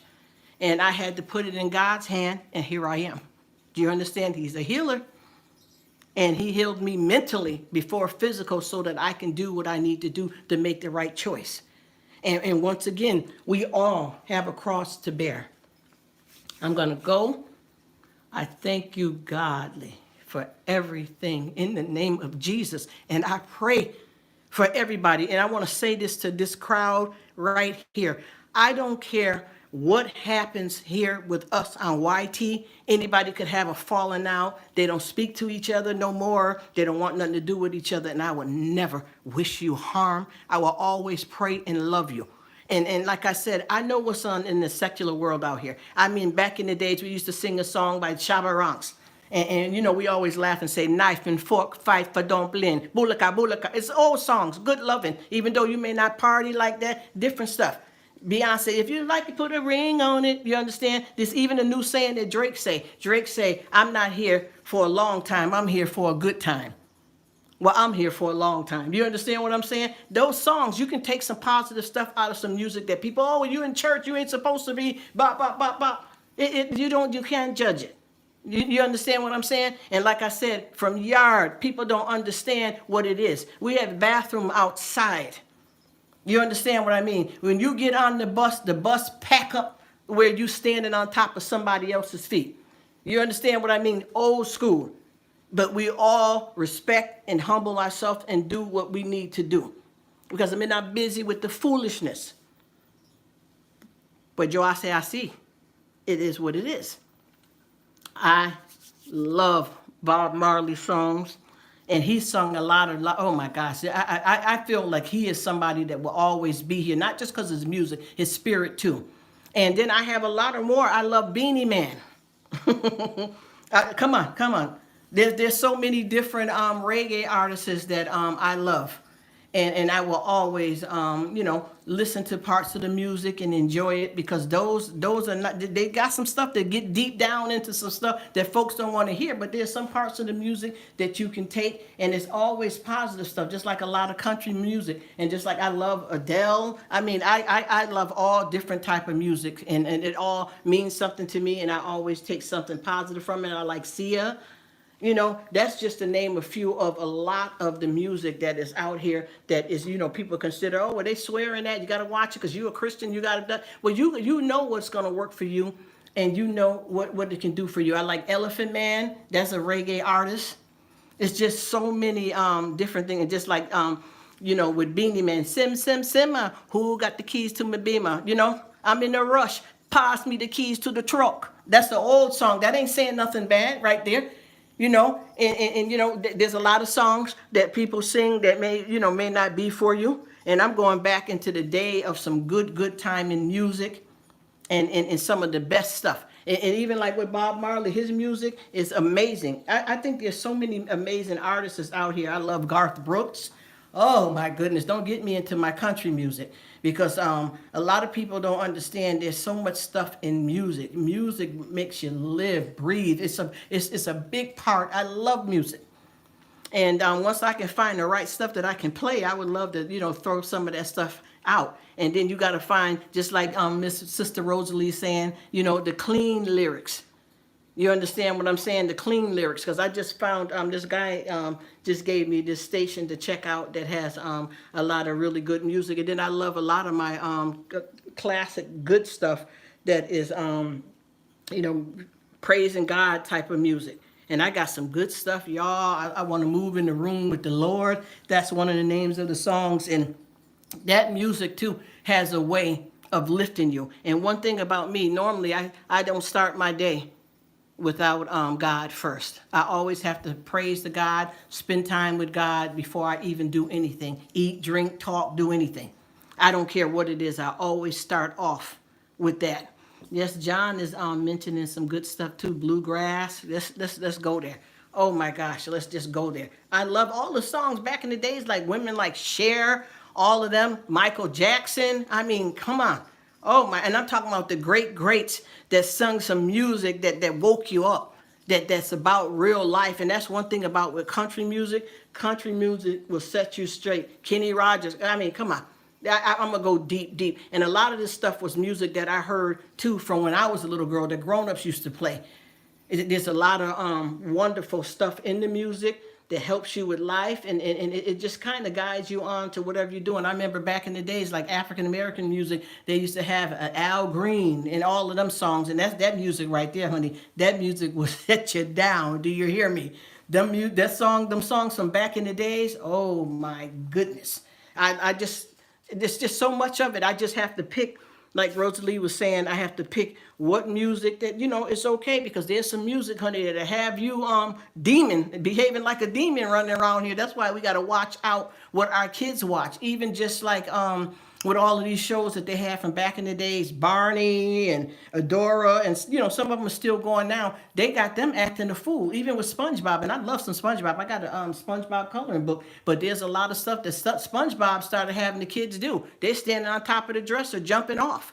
And that's another thing too with our kids. Sometimes we allow the games our kids play, what they watch on TV, and then a lot of stuff that we do in the house make them a product of their environment, and then they start acting up in school and other places, and the first thing that happens is you run them, oh, they need to see a psychologist. Then they go to the psychologist. Now you need therapy. Now you need medication. You got ADD. You got this. And some kids do have it, because I'm going to tell you, I got a lot of stuff I can tell you about myself. But I'm just saying, some of them, it's not true. It's just they were programmed, and their behavior and conduct reacts off of what they've been through. And then some of us have a neurological chemical imbalance that's real and that's true. Honey, I done been there. I already know what that is. Real talk. Hey, what's up? Pond and Garden. How you doing, Stephen? I enjoyed your live last night, and I thank you so much for having me. But once again, another live I was in, the person was saying that somebody's staying together with somebody because of the kids. That's the tricky situation, husband and wife, boyfriend, girlfriend, however you want to call it. But one thing about it, you have to be careful, because some people stay in a relationship because they want to be there to protect the kids, because the other person, blah, blah, blah. But sometimes kids rather be from a bad situation into a good situation. Children would rather be out of a broken home than to live in one.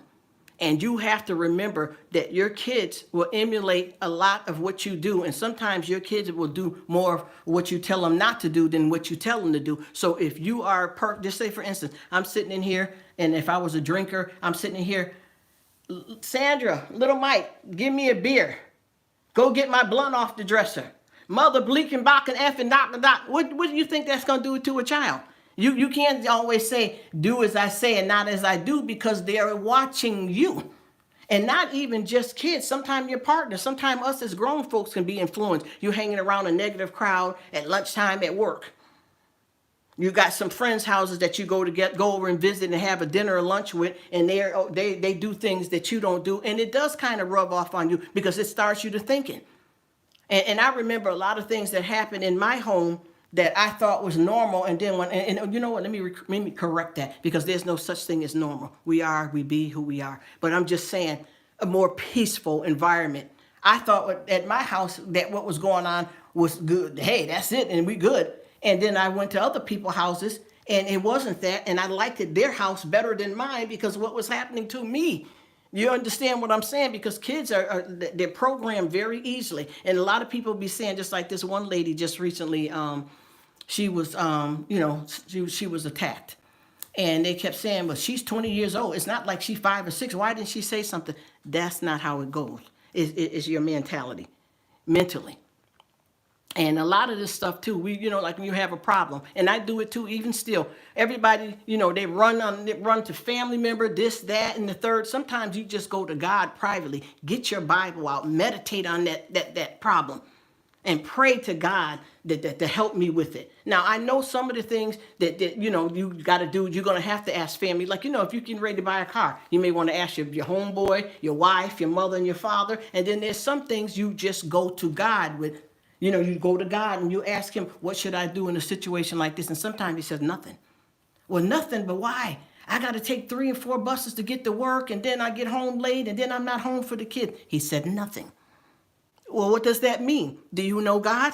Because if you do, you will understand what that means. Okay, well, you rather do it your way? Okay, you try to do things and make God work in your time. All right, you got that car. And what happened? You wrapped around the pole within a week, paralyzed for life. Because you didn't listen. It was not meant to be. He's not trying to hurt you. He is trying to humble you down for when it's time. He knew that was going to happen to you if you would have got that car. But see, you tried to make things happen that only God can make happen. It's not saying that you don't do your part, because a lot of people always seek God for his hands and not his face. Sometimes you have to pray and thank him for what you already have and don't ask for nothing. You have to. A lot of people, God, please take this from me. This pain in my side. I need a brand new car. I want a new bike. Sometimes you say, Lord, and this is what I do every morning. I'm not telling everybody like I'm right or I'm perfect, but what I do is when I get up, I said, Lord, and I'm going to get back emotional, y'all. Thank you for waking me up. Thank you for loving me. Food and going to work and all that, that's the next step. But I honor thee, King of Kings, Lord of Lords. You woke me up. Do you know how many people that ain't going to get up this morning? That's including children, newborn babies, different ages of people that ain't going to wake up. Food, I worry about that next. I can't start my day without the Lord Jesus Christ. I don't care what it is. I don't care if you're driving to work, walking to work, whatever, getting up, cooking, got kids crying. Somebody going to sit to the side for a minute. That baby going to chill for another 2, 3, 5 minutes, whatever time it takes me to give to God, because no one is over or above him. I have to. I don't even feel right. I don't care how I get it. I don't care if I got to get on the radio. I like to get me a Bible and get somewhere quiet and do my thing. But at the same time, I don't want anybody or anything to come before him. I like to sit somewhere and meditate on the word, and not just go and read the word or listen to the word and get out here and act like a fool. And I'm going to tell you, I've had times like that. I've had times where I spent good quality time with God and, did my praise and felt good and lifted, and got in the car and somebody cut me off. And the first thing you'd be like, oh, you mother, and you cut. We're human. We're human. You get what I'm saying? But you repent and you turn it around and you handle yourself differently. I remember one day I was flying out rushing, see, because you're doing too much. And I forgot my wallet. Now, you're not driving without a license. You need your money and your credit card and everything else to be able to get whatever you're going to need when you're out. And I got mad just for a split second because I found myself having more control because I listened to what God told me. If you're going to be late, you're going to still get there.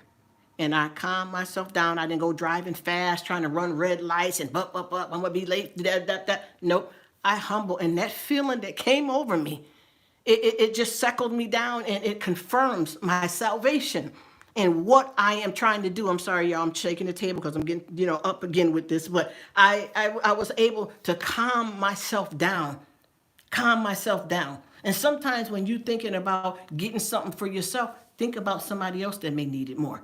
A lot of people say, well, I don't like to donate to different causes and stuff because I don't know if there's people really getting the money and folks out here tricking, and that's all true. So you know what I started doing? I remember this place I used to do donations, and it was a lot of stuff going, they ain't really giving the stuff. Them people was taking that stuff and putting it in, and it wasn't gossip. It was true. They was taking the toys that you gave for the kids and bringing it home to their kids. So what you do is you make it an administration decision where when you go, you're able to see them give to the kids with the consent of the children's parents there. So that truck that Jack asked for, Jack getting that truck. Cindy wanted that doll. You see what I'm saying? You know where it's going.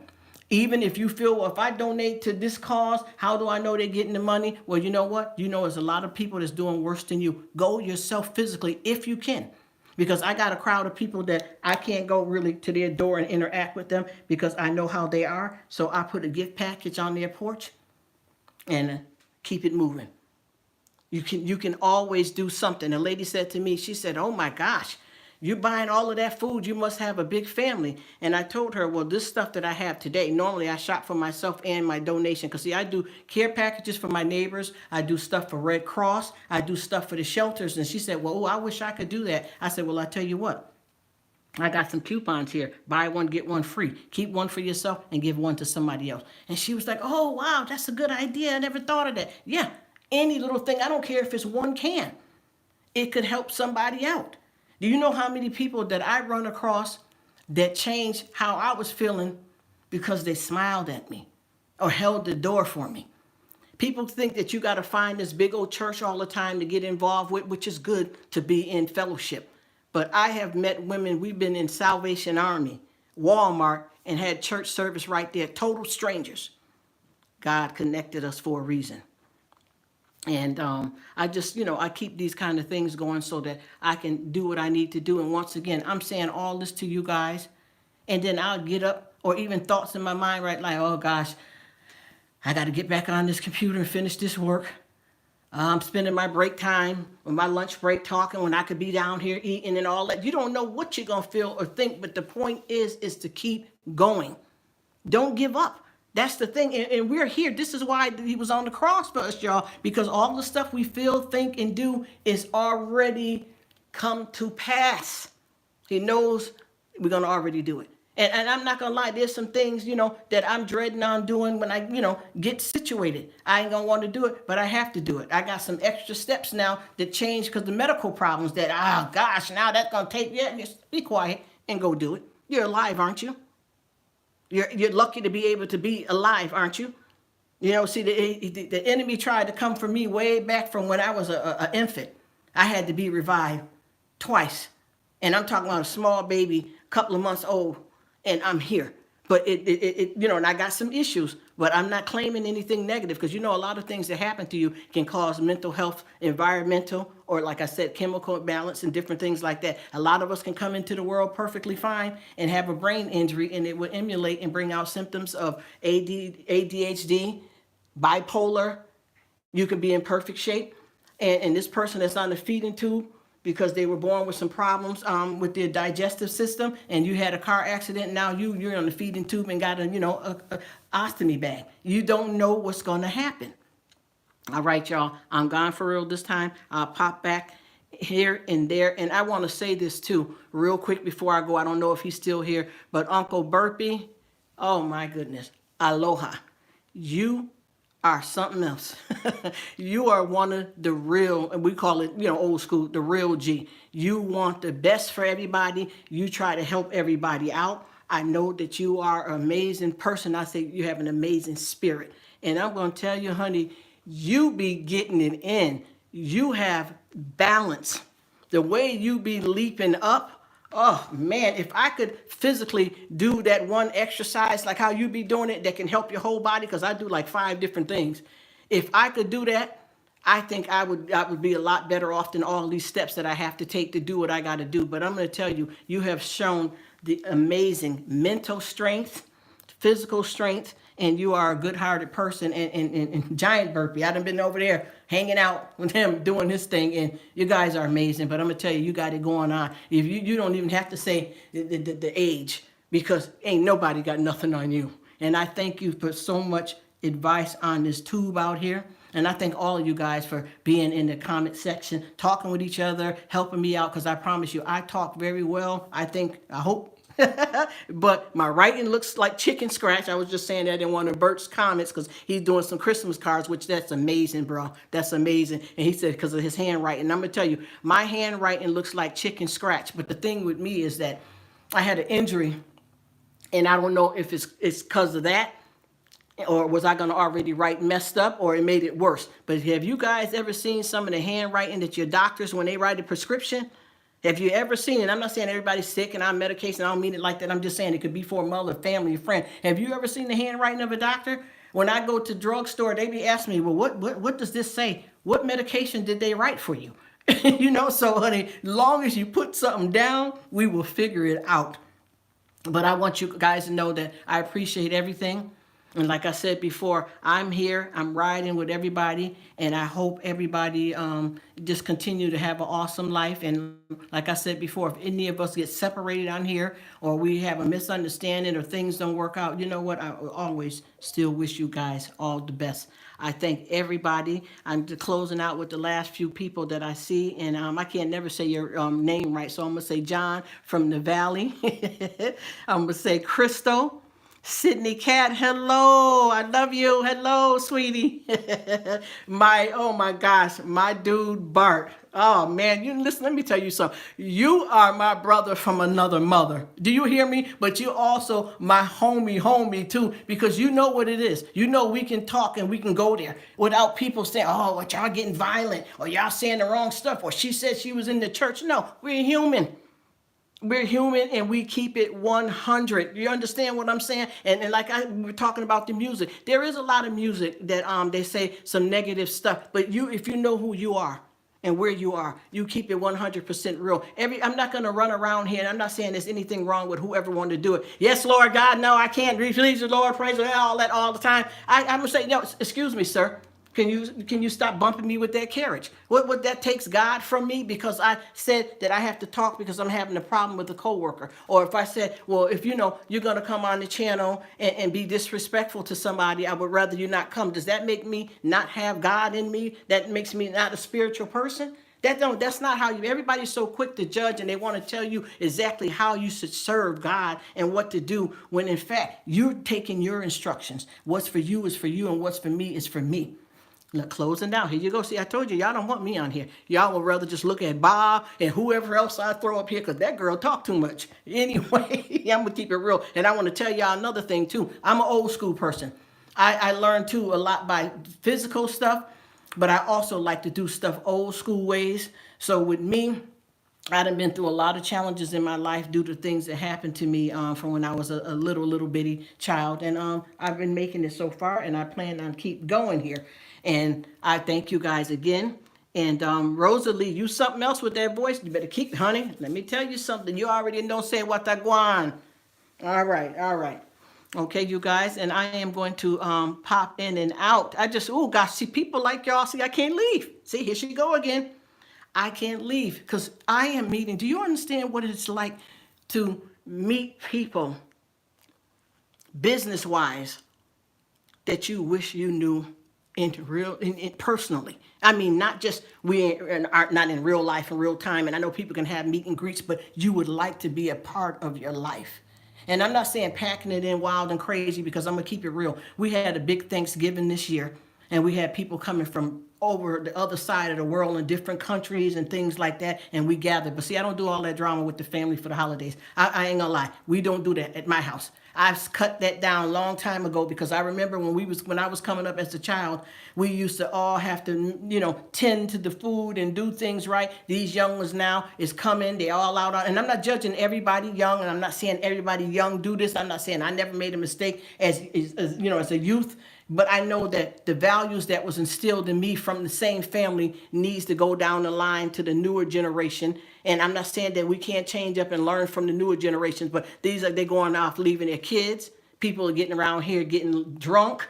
People are out here, they're smoking weed, coming back in around the elders, smelling like weed. That's not what it is.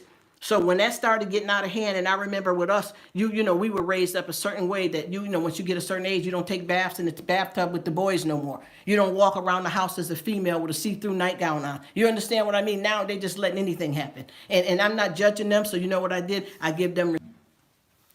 So, and Rosalie already know, say, she I come from yard, so she know, say, the struggle are real that. Me already know. I remember back in Kingston 12, back when we used to have it where the water not run. It stopped. And somebody was just saying recently about, well, how do they go 2 and 3 days without taking a bath? You make it work when you don't have. You have to crawl before you walk. You work from the ground up. We used to call it Oliver, the show we used to watch in the front room. And we all used to sit there together. Not this person over here, this person over there, this person ain't speaking to each other, this person is mad. We all pack in one room. And like I said before, we used to have bag juice. Bigger Ford car lot, you go there and chat about with him. It's just a whole lot of thing that people don't understand, that is the struggle is real. And people don't understand those times are hard, but they are the most precious because God is willing you to survive no matter what the circumstances is. I mean, we know how to even learn how to grow and raise your own chickens. And, like I said, we go downtown to market. And it's like a lot of people doing different things. This person got a barrel and he's selling shoes. They got a cow, a goat, anything. And they always make food the price that you can afford. So if you only got a couple of dollars, you can do it, and then there's times, like she's saying too, that things have changed. But when I go visit everybody is still humbled down to where some of them don't even want to come to the States. They want to stay just where they are.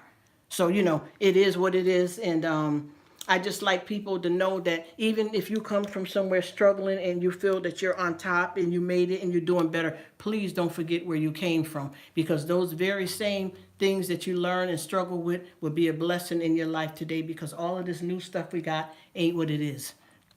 A lot of times people don't know how to do things from the old school, just like with me as a woman in the world. And I didn't teach this from family. Nobody taught me this. I did it myself. When a woman have that time when her body's cleansing out, I don't put any of them garments in with the wash. It's a separate thing. And the undies is washed for me, and by hand. Different things. You know how to buff up a floor. You know how to wash up clothes good. And I remember, washing by the river. Now I have no special machine. Wash up the thing good though. You see? But people don't get that. They just, so everybody worry about the fast, the quick, the go, the this, the that. Even with the cars and this stuff, everybody is worried about the wrong thing, and then you wonder why you feel like you made it, but you haven't. All right, y'all. I'm out, and I'll catch y'all in a little while.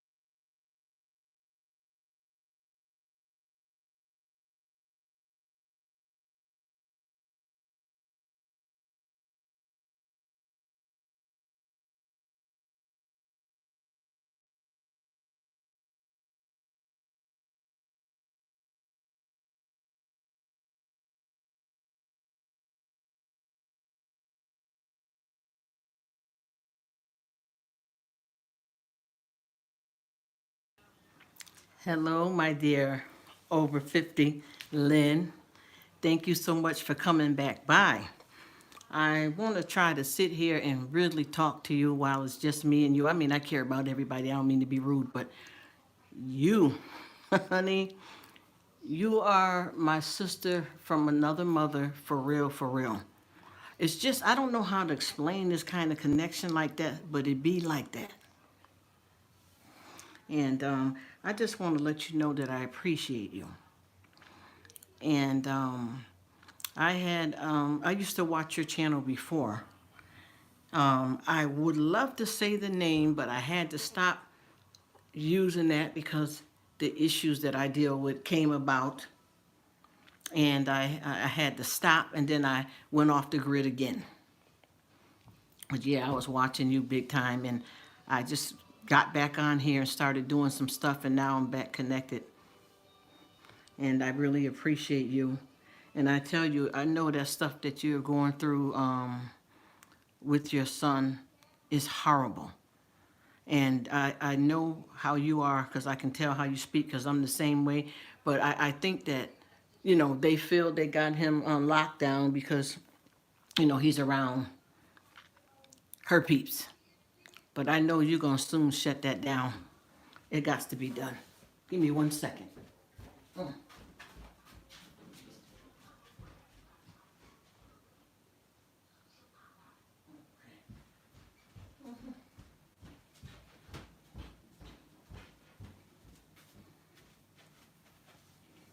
And I know it's all going to work out for you because that kind of situation is very hard. And a lot of times people get put in predicaments that they don't want to be in. So they have to put up with a lot of different stuff, because they have kids, finances, issues. And when folks see that and they think they got you trapped, then they run their game on you. But it's going to be all right. And I'm trying to stop talking so much so you can get a word in. So I'm going to be quiet.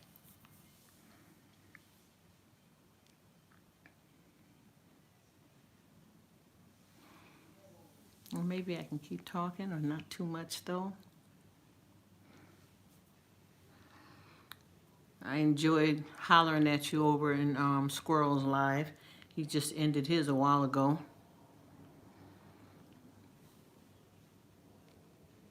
And I'm trying my best too not to make the same mistakes that I made when I first started YouTube, far as just getting on and dealing with the wrong people. Because even though we all are not in each other's faces personally, I'm not with the game. I don't come on here to disrespect or to harm anybody. Just like one of the friends in the live today caught somebody on there being kind of shady, and I went to check it out. And, I needed to handle that. And unfortunately, there's going to be quite a few more people out here that is, around now that I think is best, not to play games and just keep it moving.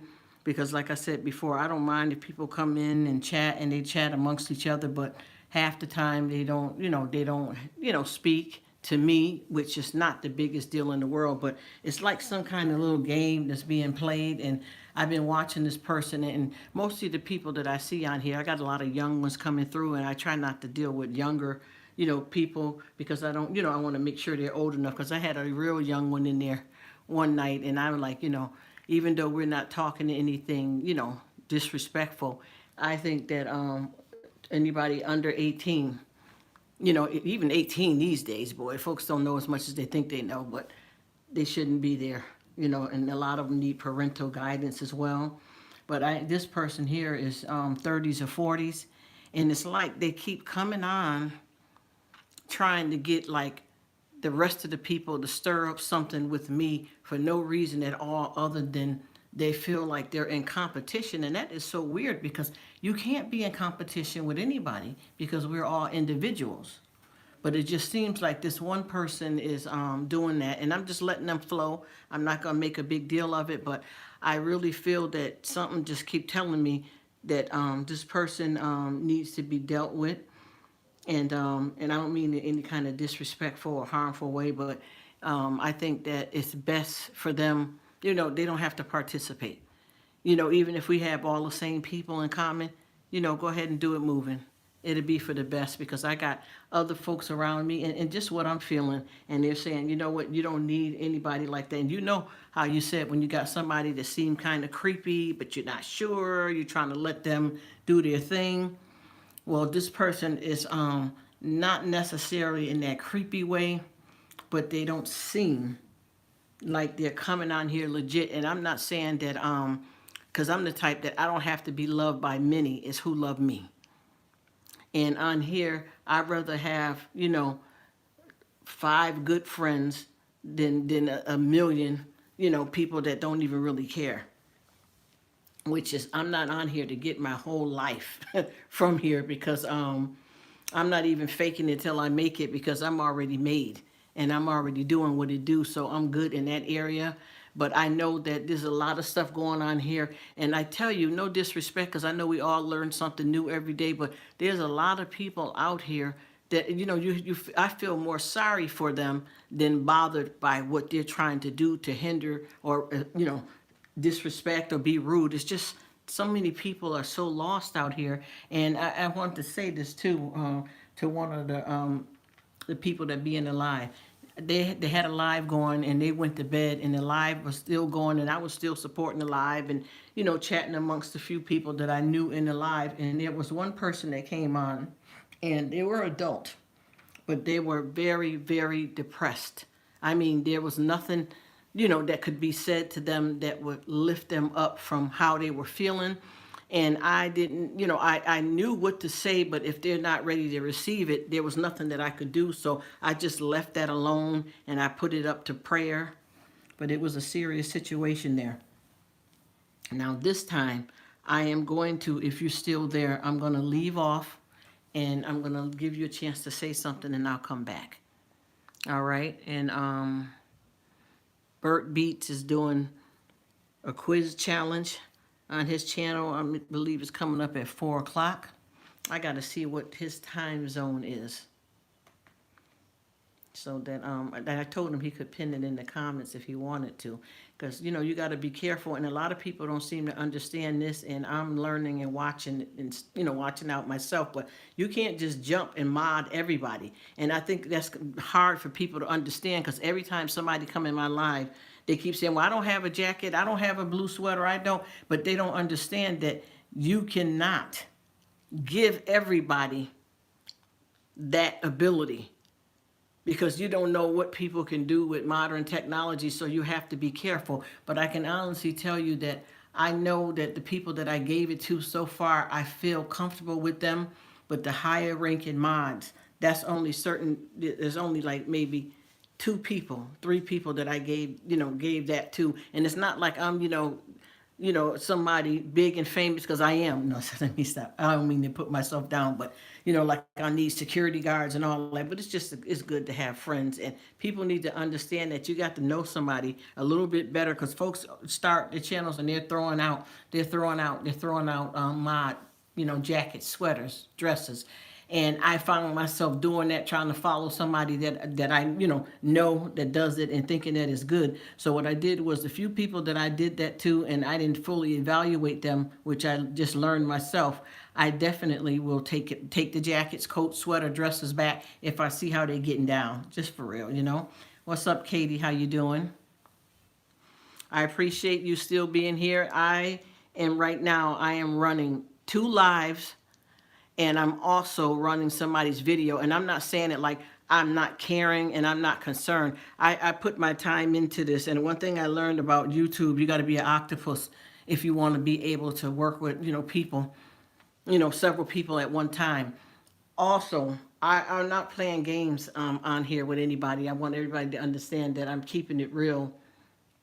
And I basically be where I want to be. And when I do these lives like this long running, I know we all need to have somebody participating, but no one has to stay through the whole live. No one has to go back and watch the 9 hours or whatever, because I don't expect that. Also, when I'm doing my lives, like I just said, I also ride with other people to help them out the best I can too. So it is what it is. But I promise you, I'm not going to be nowhere and be fake and phony on here. Whoever I ride with them for real. And whoever rides with me can ride with me for real. Because like I said earlier, I got a lot of people that has been subscribed to me for years. See, people get they get it twisted when it comes to what they, because now they show, obviously, because see, I don't know a lot about YouTube and I'm learning, but I ain't gonna be no fool and get played, because if I have to go, on a business level to get somebody to help me with it, then I'll do that to make sure that I stay safe with this. But people seem to look at your numbers and they don't understand that those numbers mean nothing if the people ain't really down with you, far as having how many subscribers that you have. You know what I mean? And then running crazy for this thing like this is the only income you got. And it might be for some people, but a lot of the people that's just starting this, they already got their bread buttered with whatever they're doing. I know I got two things on lockdown. You understand where I'm coming from? Lockdown, definite income, definite 401k and insurance and things of that. So and I'm not claiming nothing negative, but I don't want to claim my victory prematurely either. I'm already covered. I'm not going to come on here and gun run, to try to be the superstar. And my whole thing is, and what I learned is, with the watch hours, the reason why the watch hours is not there is because the people ain't got your back. People playing a bunch of games, and you got to realize who they are. And I'm going to be 100% real. I had started sitting down here the last couple of days when I have, time in between. And I started, unsubscribing to people, and to be more frank, I have went to their channels and told them, this ain't working out for us, so I'm going to unsubscribe and you can do the same, and everybody's good. And I definitely mean that, because I think a lot of people are getting this thing mixed up. We're not kids. Some people are young on here. That's not what I mean. But we're not kids in kindergarten running backwards and forth to people pages, trying to play games and pretend that we care and we down just to follow the crowd to make it look good. You either riding or you ain't. And that's how I feel about it, because there's a lot of stuff going on here that people are ignoring because they're playing a bunch of games. And like I said before, the people I noticed that's popping up, and I'm not saying this new crowd of people that I met, because if you know me now, you just met me like within the last couple of weeks, but I'm talking about people that are subscribed to me and been subscribed to me a couple of years and ain't heard from them. But mind you, I still go to their channel, and I'm learning to stop doing that, but I still go to their channel, and now, they see a commercial on your channel, or they see that you're doing a live. Now they're popping up. I mean, crazy popping up, I promise you. I got like about probably 5 or 6 women and about 4 men that are popping up that I knew 2 or 3 years ago, leaving a comment on 5 and 6 videos that haven't even responded to me in years, because they think I'm doing something, and I don't know if they want to come up or not, but it's crazy. And they gonna do what they do, but I'm getting ready to to keep it pretty much real with folks and let them know this ain't it. You feel me? This is not it. I'm not gonna be the one. I'm not gonna play the game with nobody, because it's too much going on here where you can spend your time with people that are real quality, decent people, which is a lot to do with the new crowd that I have met on here. And so far, everybody that I've been dealing with here have been pretty good people for me. I don't know how to explain it. And it's not, just about, we all, run towards one person because that person has, put this crew together, which is a good person that did do that. But we also have our own individual stuff that we may want to do with people that we meet on here as well, and keep it real. And I don't know how to explain it, but I really feel that I have ran across the right crowd of people. And I'm just going to ride it till the wheels fall off. And I can also guarantee you that anybody that know for a fact that they have watched my videos or came, just like right now with this going, I have went to just about everybody. I got 1 or 2 people that I didn't do yet, and thank them for being in my live while they're still in the live. Because I really mean that. I'm not going to thank them so that if I say thank you and I watch the video, they're going to run. But we're supposed to do that, though. We're supposed to help each other backwards and forth. But that's not what I'm saying. I mean legitimate appreciation and care. I go to each individual. When I get comments in my other videos, every comment, what I do is I answer the comments, and then I go to their channel. The only way that I don't go to their channel is if I had just recently been to their channel so that I could do some other people. And I know that, when people channels get big after a while, they're not going to be able to do that, but you'll find a way to show some type of appreciation if you really care and if you really appreciate it. So that's pretty much how how I'm trying to roll. I am going to say this again. There's someone, and once again, I don't like to throw a rock and hide my hand, but there's someone that's just, well, not someone, it's like four people, because somebody else jumped in, and I'm glad that Bert caught it because I didn't even see them. Because a lot of times I'm not sitting right where I can see the comments come in, but what I want to do is I want to start, when I got the time, I want to start holding my phone so I can go directly to each person each time they say something so that we can, communicate and do a little something, something in that kind of way. But Bert, I thank him so much because he did catch somebody earlier, and I went to check them out, and they basically, now just because somebody don't have no content or anything like that, that don't mean that they're weirdo. But with this person, he told them to please stop repeating yourself, and I noticed it's like they just jumped in. Then somebody jumped in the other night, and I promise you, there's nothing here like with this kind of stuff that's going to make me in that kind of way or break me. But you have to be careful of people coming in and they're not really there for you. All right, I'm going to step back out again. I know that I got some stuff that I know, like with Bert, he got something coming up, and he's not going to be able to probably communicate the way he would like to, and that's perfectly fine because I know everybody's around. But I'm telling you, this crowd that I am dealing with right now has been some of the best people. And see, when you meet people like this, you wish you knew them in your real life. Not real life. That sounds kind of weird. I'm saying in person. You know what I mean? Because you like to feel yourself, or build yourself around good people and people that think alike and that care about each other. So I just want everybody to know that we're gonna keep this thing rocking and rolling, and I'm just here for everybody, and I'm here to really be down and not pretend to do this just to be doing it.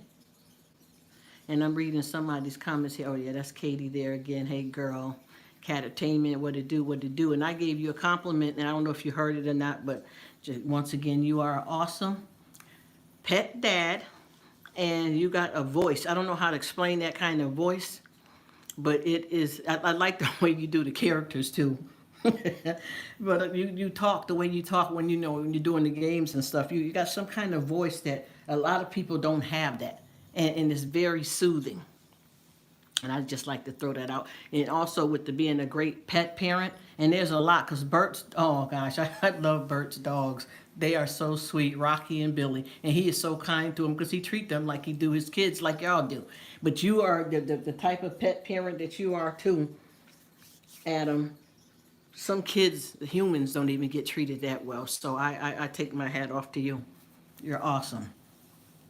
So I am going to, oh, there she go. What's up, Felicia? Quinn, how are you?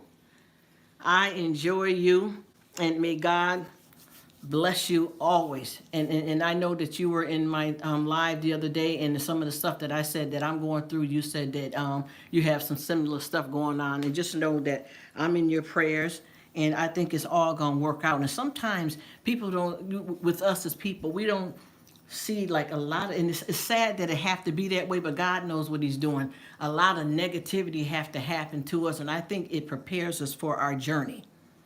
I think that we have to go through stuff to get to stuff. You know what I mean? We just can't be just, it just can't be that easy, because this is not what God intended for this to be for us. And once again, I always say, and we were in Lynn's live the other night, 50 and Fabulous, I call her that. And, we were talking, and I was saying, what did God say to Adam and Eve? What changed? And you remember when they had their two kids, Cain and Abel, one brother killed the other. All of that wasn't going on until she ate from the forbidden fruit, and things changed. And I think that, with that coming in, that changed the set of how we're supposed to live. You remember Noah's Ark, Solomon and Gomorrah. Come on, let's really pay attention to why stuff was destroyed. What did he tell Noah to do with the ark? And when he built the ark, when he was building the ark, everybody was laughing. Not everybody, a good majority of the people were laughing and making fun of it. But once that flood started, it's going to rain 40 days and 40 nights. And when that rain started, all of the people that didn't believe and that picked on them and that was non-believers were trying to break their neck to beat the door down because they wanted to get on the ark. But they weren't true believers and they didn't do what they were told to do. And then he said, put two of every kind.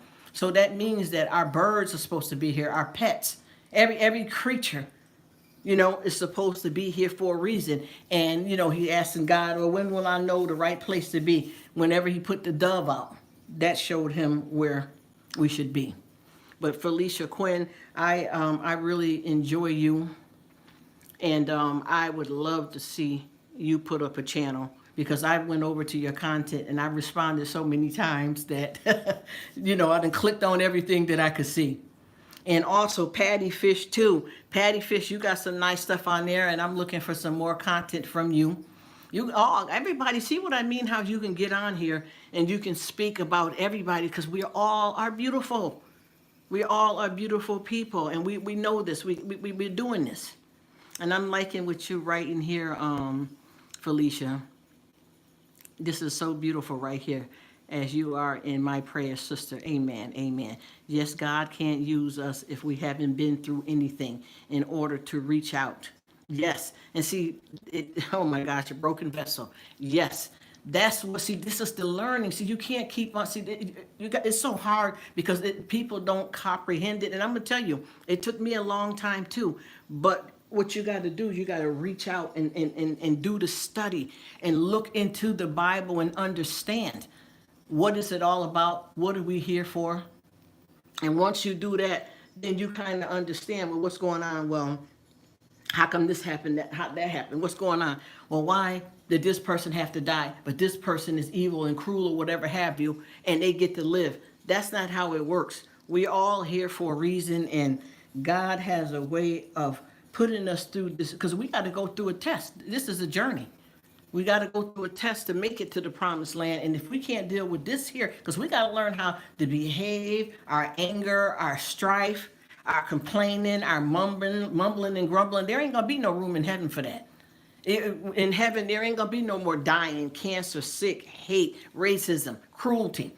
And I'm going to come on here with some tough questions here that ask you guys. I'm going to sit down and get some stuff written down so I can start doing some little quizzes because I'm trying to show you guys part of my personality. I'm also trying to implement the content that I want to run here, but I be having a hard time trying to figure out because I like to see people and stuff like that too, but at the same time, and I'm going to listen to me. I don't want nobody to get it mixed up. I know that I'm nothing in comparison to God, but if you are a true believer, you know that you cannot see God with the naked eye.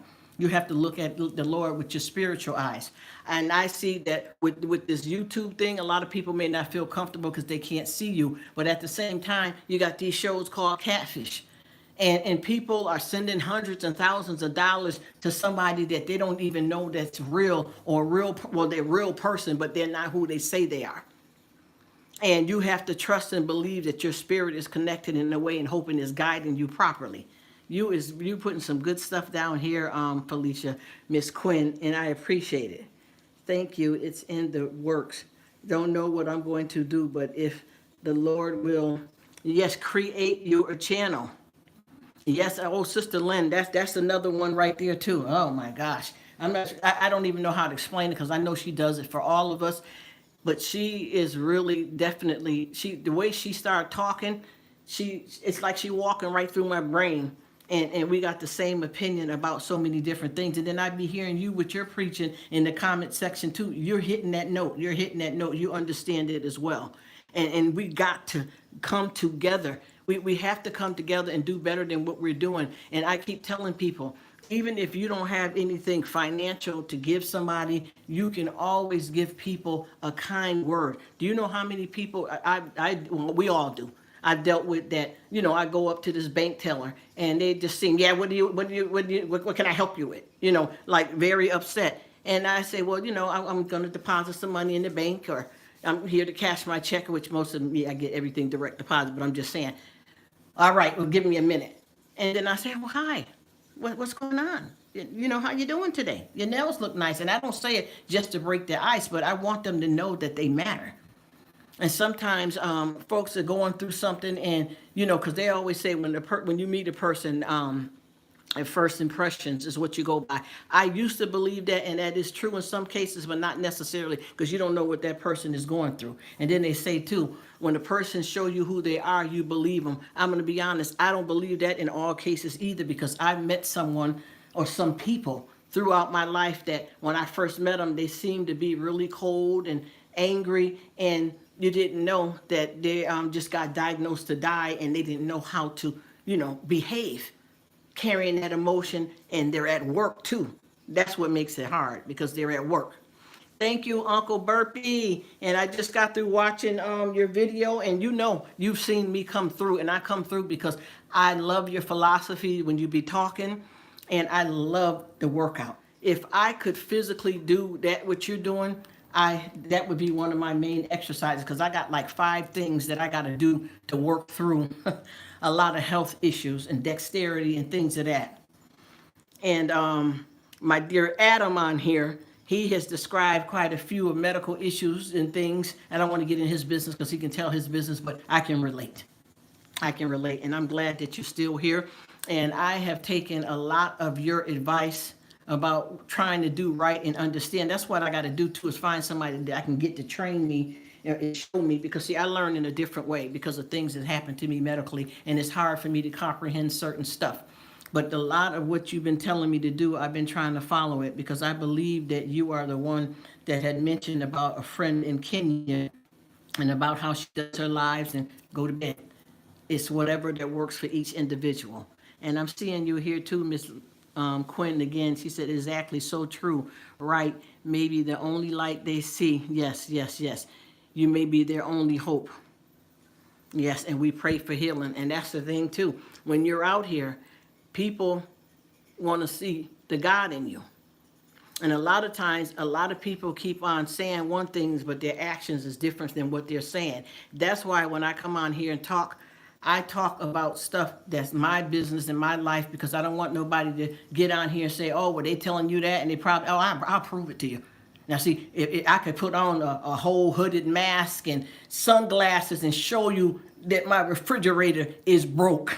I ain't just saying it and putting on a show. I got medical problems. Anything that I got going on other than external stuff, I can show you.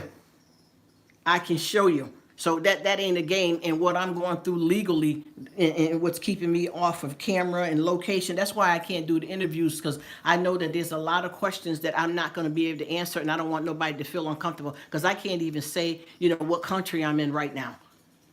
And that travel in and out of the United States, I can't do that.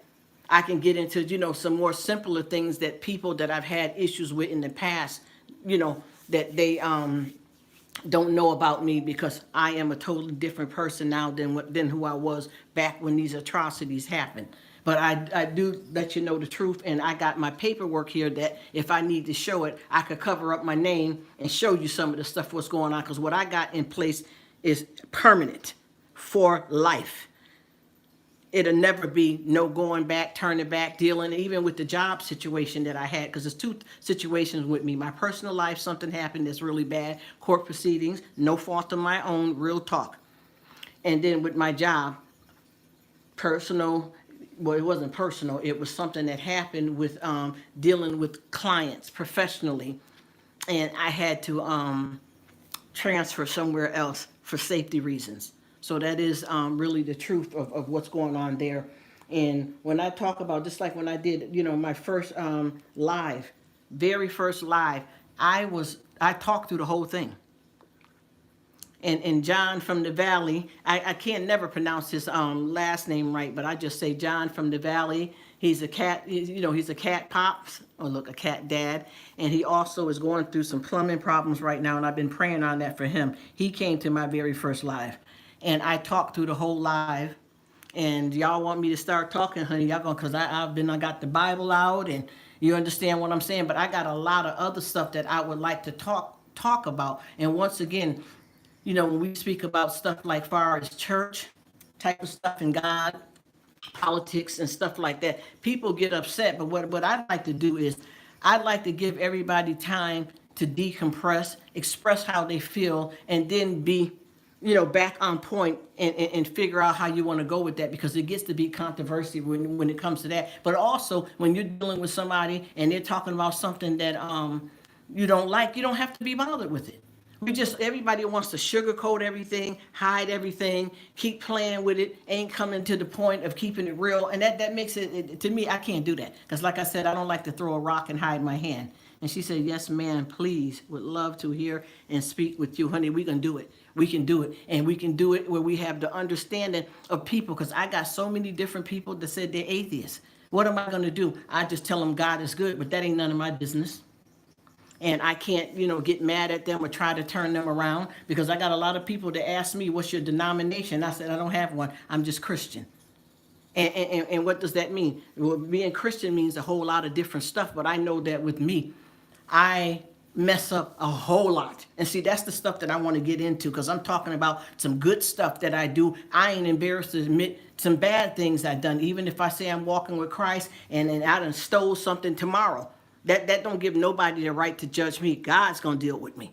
I'm not saying the doing that is right, but I'm just saying that's what people don't understand. They like to judge people. And I'm going to tell y'all this little story right quick here.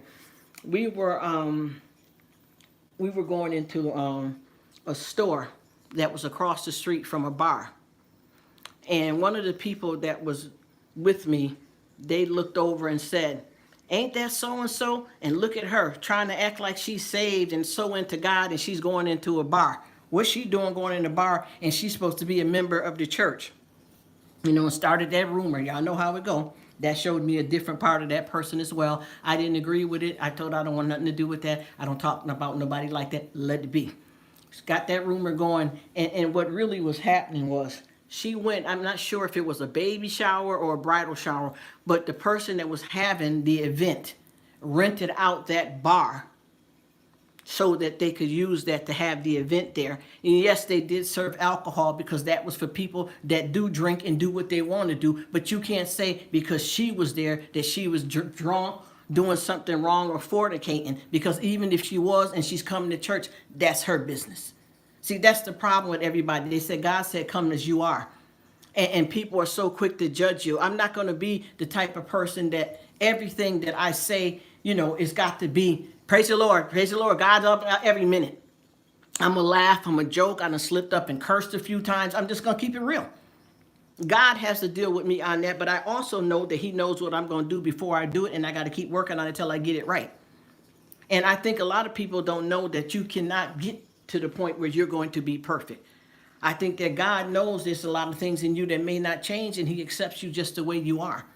But I know that your come up ain't going to be stepping on nobody or down in nobody else. We all have to give everybody the clarity and the respect to do what they need to do. And I'm not on here because I know a lot of times people watch your videos or your lives, and then they try to jump up and do something to try to talk against something you said, and they think you don't know that they're talking about you when they could have said it to you when they was in your live or on your channel. Because I'm not here playing no games. I'm speaking my truth.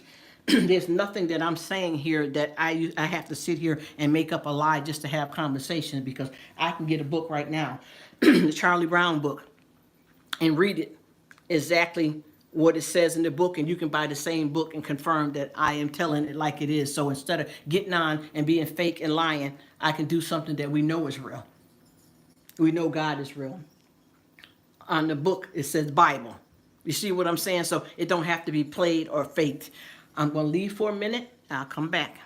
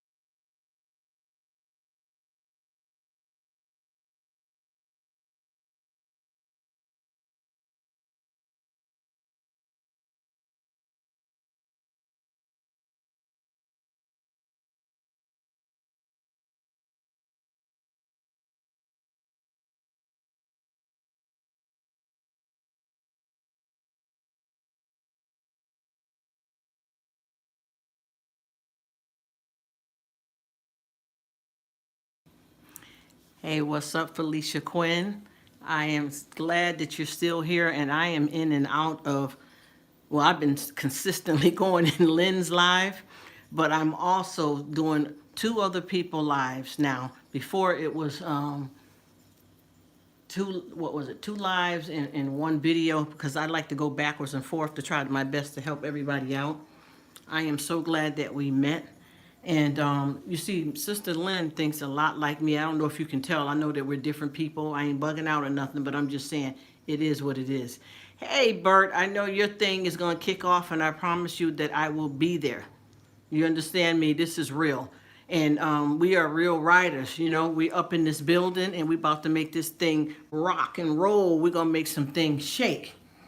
And once again, let's just do this. And what I'm going to start doing too, because I said this already in the live hours ago, that I'm going to start writing down some stuff just to, to ask you guys, but I'm going to also respond and answer as well. And I'm going to get controversy. I'm going to get turned up. No, so let me stop. I'm going to keep it real. And whoever's not interested in what I'm saying and uncomfortable, they know that they can click off with no hard feelings, or they can ride with it and not respond. Just like when Adam does the games, they are enjoyable, but my mind ain't up to speed right now with that type of stuff, but I enjoy it. And I enjoy watching all you guys respond. And I'm telling you, I like that guy's voice. I don't know how to explain it, but his voice can be used for so many different things because he got that way of speaking. And Bert, you with the music, you are so passionate with the music, and I love when you sing. You are a good guy, and you're also an awesome pet parent too. And I love Rocky and Billy. They are so sweet, and they're like your kids. You know what I'm saying? Them real pet parents that the animals are being treated better, and I don't like to call them animals, but I'll say our pets are being treated better than some humans. And when I talk here, I'm going to come with some stuff that I hope is not going to make anybody feel uncomfortable, but I'm going to keep some real stuff. I'm not going to keep always saying stuff like, well, yeah, because I told Michael that, it's because he's doing bad that, I'm here for him. No, I'm going to say the truth, like stuff like, well, you know what? Some people have done me wrong, and I'm like, see, now they know what it's like. I'm going to keep it real, because sometimes we sugarcoat stuff too much, and then we run from the truth. And then you got to sit there with that knowing that you just only said what you thought somebody wanted to hear instead of the reality. And I promise you, my first live I did, I think it ran over an hour. I talked some deep stuff about my life, about coming up, dealing with abuse, being in a domestic violence situation, being abused where somebody else was being abused that was domestic. You understand what I'm saying? Coming up in a house like that. And people don't realize, once again, with kids rather be from a broken home than to live in one. And I've been through so much stuff, and I try my best to tell my story as truthful as possible. But once again, somebody could be subscribed to me that is somebody that I don't deal with, because of legal technicalities and danger. So I have to watch what I say, because a lot of people may know these stories. They don't know a lot about my current life now, because when I say I shut it down, honey, I'm going to tell you, we talking about first cousins. I'm not talking about the family that's still here right now. I'm talking about family, cut off, first cousins, uncles, some siblings. We're going to keep it real. Because a lot of people are not paying attention to what they're saying, and they just want to be a crowd pleaser. Even if I can take I can take criticism. If somebody says something to me, I can deal with it. It's not going to bother me. And a lot of times people don't understand when you're separated from your family and people for different reasons. Like with me, my current situation that I'm in right now is some of it's family, but for the most part, it was already a problem with family.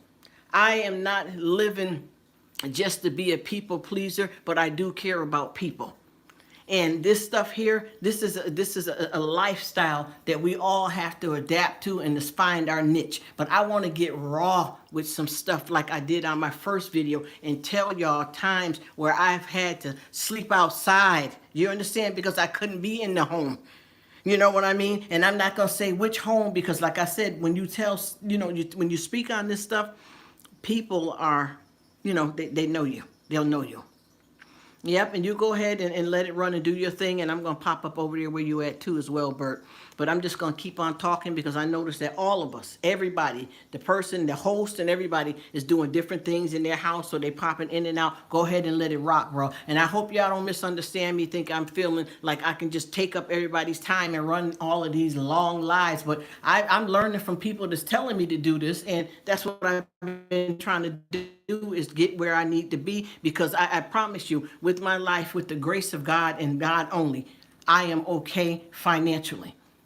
And I'm lucky for that. I'm not bragging. I promise you, I'm not bragging, because I had to walk away from a lot of money and properties. So that, I'm not saying it's about that either.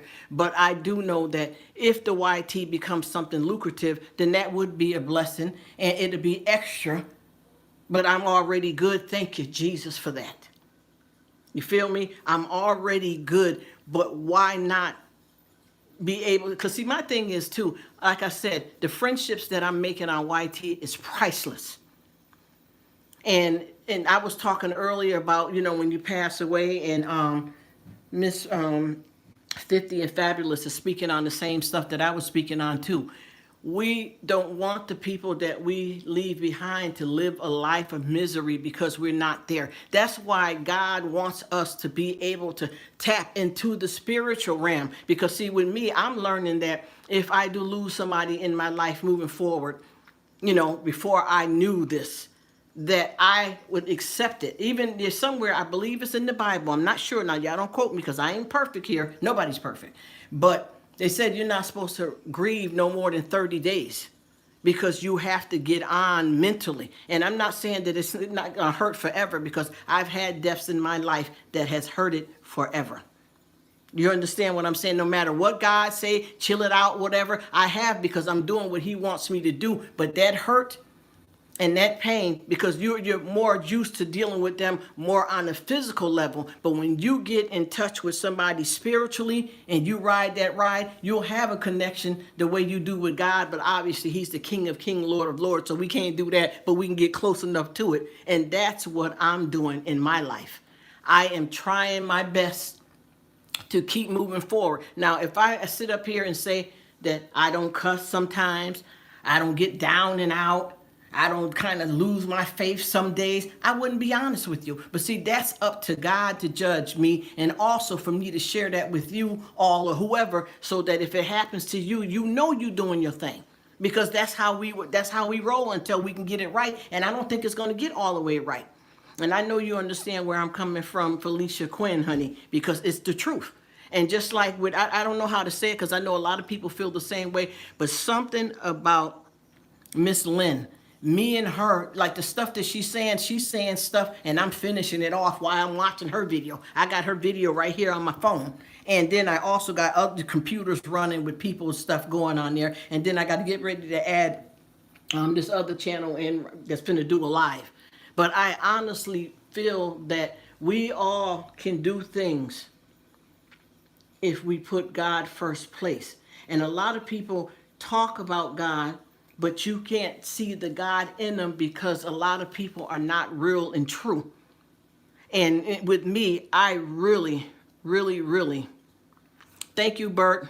And I'm going to ride with you on whatever you're doing as well. But I really want to get, not to get under anybody's skin to hurt nobody or make nobody feel no way. But I want to stop always brushing over the hard times and always acting like everything is so perfect when I come on here and talk, because I don't do it in real life. You understand where I'm coming from? Let me see what Miss Felicia Quinn is saying. You beautiful soul.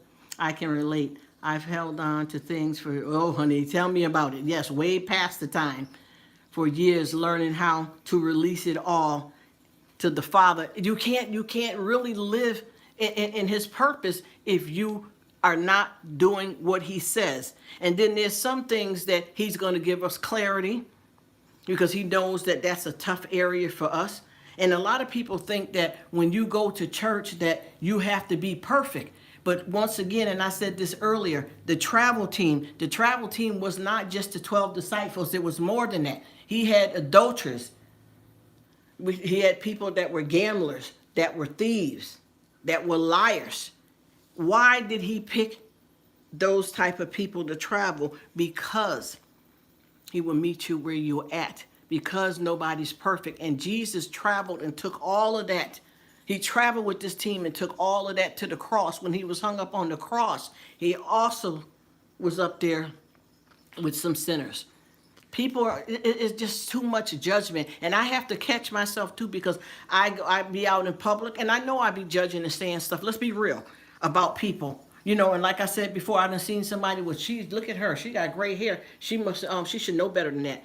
Well, I had a family member that's had gray hair since they were a baby, and how do they know? You see what I'm saying? So you can't judge people because you assume that they're supposed to be the way you want them to be for you. You have to look at your own self and take a good look at yourself and get humble and say, you know what? Now that ain't right. Even with me and my family, we all joke around a lot about people and stuff, but we don't charge it to the heart because we know what it is. But I do be out. I remember a couple of times back, I was in Walmart. And there was a lady that, you know how when you have the carriages and you get in the aisle, and just say you're in that aisle, and you go over and look at something else, and the lady came and she was turning her carriage down the aisle, but the carriage was right where it was supposed to be. She started arguing with me. I could tell, that she wanted this to be something. I ignored her. I promise you, I ignored her.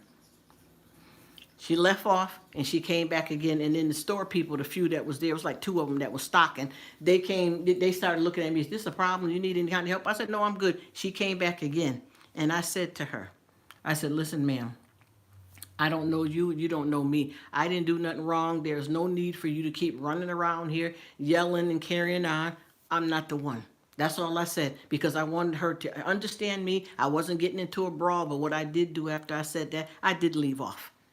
I did leave off so that she can get from that area, because I didn't want to elevate it. But just because you are sanctified and filled with the Holy Ghost don't mean that you have to act like you got to let everything go down. I'm not saying that you got to act up back and be a clown and get violent, but there's some things you have to speak on. I don't know how people can't understand that. You have to speak on that. And I want y'all to listen right quick, because I got Lynn playing, y'all. Planet. She didn't waste it. That's Sister Lynn. I got her right here, She y'all. fed this woman right here. Amen. Amen, Sister Lynn. I give you the praise and glory. Indeed. Yes, she did. Oh, yes, she did. I will never forget that woman as long as I live, and I love to tell and brag about her. What a wonderful person. She was the real deal. You feeling me? She was for real. Amen. Oh, she was for real. Praise God. Yes, yes. You know them real people. I read this to my friend. I'll read it to you. Just a moment. Before we go. Thank you, Father God. Amen, amen, amen. I receive it. I receive it. Hallelujah. All the glory. Now, I don't know. I think you, Sister Felicia, you're in and out. You're on Miss Miss Lynn's live. I don't know whoever else is not on, but I dropped her in my, and I didn't do it. I had to have some family do it, because I'm totally computer illiterate. I'm not talking negative about myself. I'm telling the truth. Sometimes the feeding. But I had them drop her, and I'm gonna drop her in a lot of my situations as well.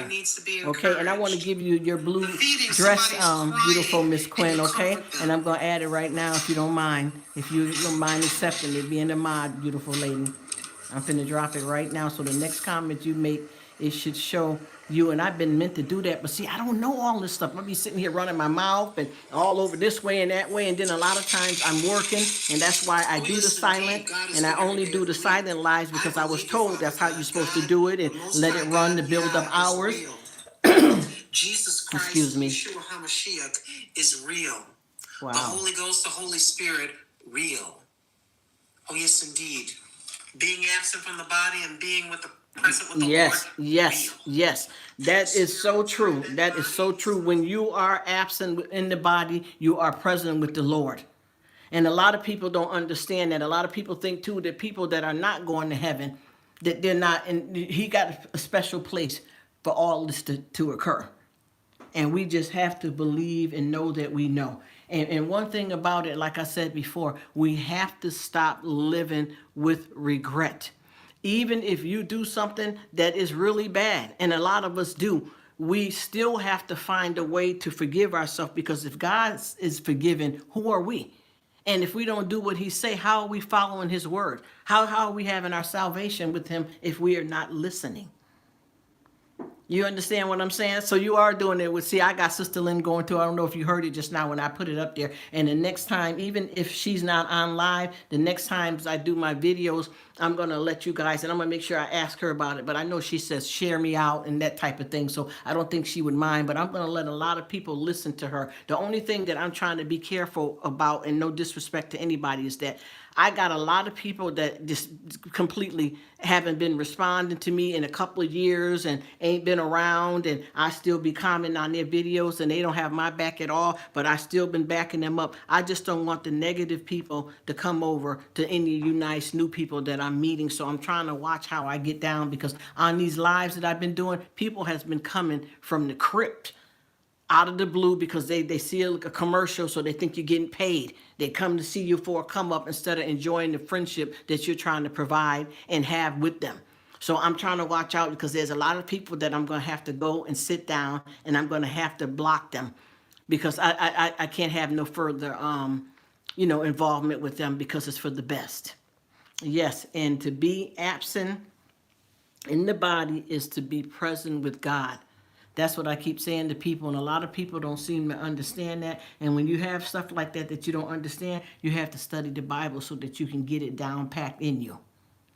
We have to worship him. You understand what I mean? We have to worship him more than we value even our own kids. We have to, because God is the ruler. He's the King of Kings, the Lord of Lords. He comes before anybody. And with me, I can't even start my day right unless I, get my time in with him. But I've had times, and I'm going to be honest, and I'm going to repeat this next time I have more people going. I don't know who's here or not. But I've had times that I done did good with God and then went out there and act a complete fool. After all that, now when I'm out, I'm vibing, I'm still feeling, yes, Lord, and my mind is still saying it for the sermon that I read or the program that I watch, or if I listen to the audio Bible, however I did. And I'll get out there and somebody will do something, and I'll be, what's wrong with you? Are you crazy? Watch out. After I just did all of that. You know why? Because I'm human and God ain't done with me yet. You heard? And I still got Sister Lynn going here, and I'm going to get out of this, and then I'm going to come back, and then I will soon probably shut the live down. This is just the stuff that. But what I want to say to you guys, to everybody, please understand me. The only reason why I run these lives this long is because I've been getting advice from people to show you how to get it together here the right way on YT. But what I want to say is that you guys don't never have to stay in my lives long if you don't want to. You don't have to replay the whole live long or none of that. But what I've been trying to do with the lives, long lives, or either long videos, I try my best. No, I ain't gonna say I try my best. I do. I always do the amount of time that is needed for a person to get paid. I started off like that because I want them to win. But I don't think that you have to watch anybody's whole long videos like that. You just find a spot that's good to help them out if that's the case, and just do it. But with me, with the lives, nobody has to watch those. They are way too long, but I was told that, hey, this is how you do it. So I'm going to get off, and I'm going to come back on because I'm going to run a little bit longer. And I am praying for you, Felicia. When I was over there, when I started seeing you over there on Lynn's channel, I already knew when I seen you, because I done went to whatever little videos that you got up there and stuff, and responded to that the best I could, because a lot of the stuff is, the comments is not, available. So I got you whenever you decide you want to do what you want to do. And if not, I'll keep communicating like that whenever you have time to come by me if you feel like it, or when I see you on Lynn's. Also, I like to holler out too, because Miss Regina over there, she be spitting and talking the true facts, and that's another one that I want to stay tapped into. And I see somebody else popped up. I like to say, hey, Katie, shopping and traveling, how are you doing, my dear? I know how it is, because I'm running. I got to do Adam and Bert and several others, and I still got somebody else running. Because what I try to do is I try to, even if I'm doing a live, I ain't going to say I do run 3 other devices. So that, and one of them is a cell phone, so that I can cover folks and try to do my thing too, because it's fair, and I like doing it. But I'm going to step off for a minute. And I definitely will come back through and see who's here. And I don't know how long, because Bert and them, what they're doing right now, him and Adam, that's going to run to where they need their attention to be right on what they're doing physically. And then they, will say, well, I'm running you on my second computer, and and I'm doing the same thing. So I'm going to pop off. Everybody, put God first place and keep Him there. All right? I'll be back.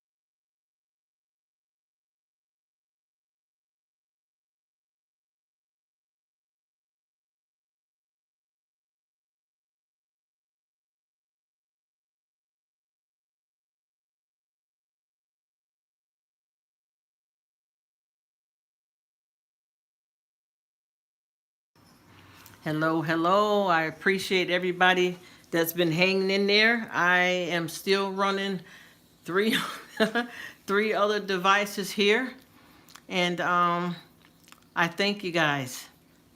Hey, Melinda, how are you? I am so sorry I missed your live today.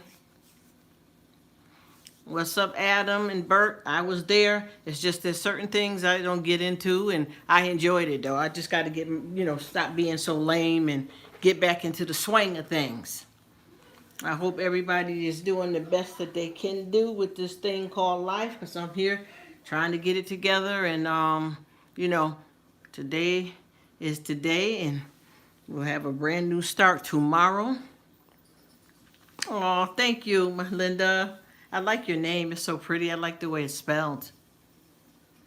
But I definitely did the replay. You'll probably see it if you get a chance to look over at it.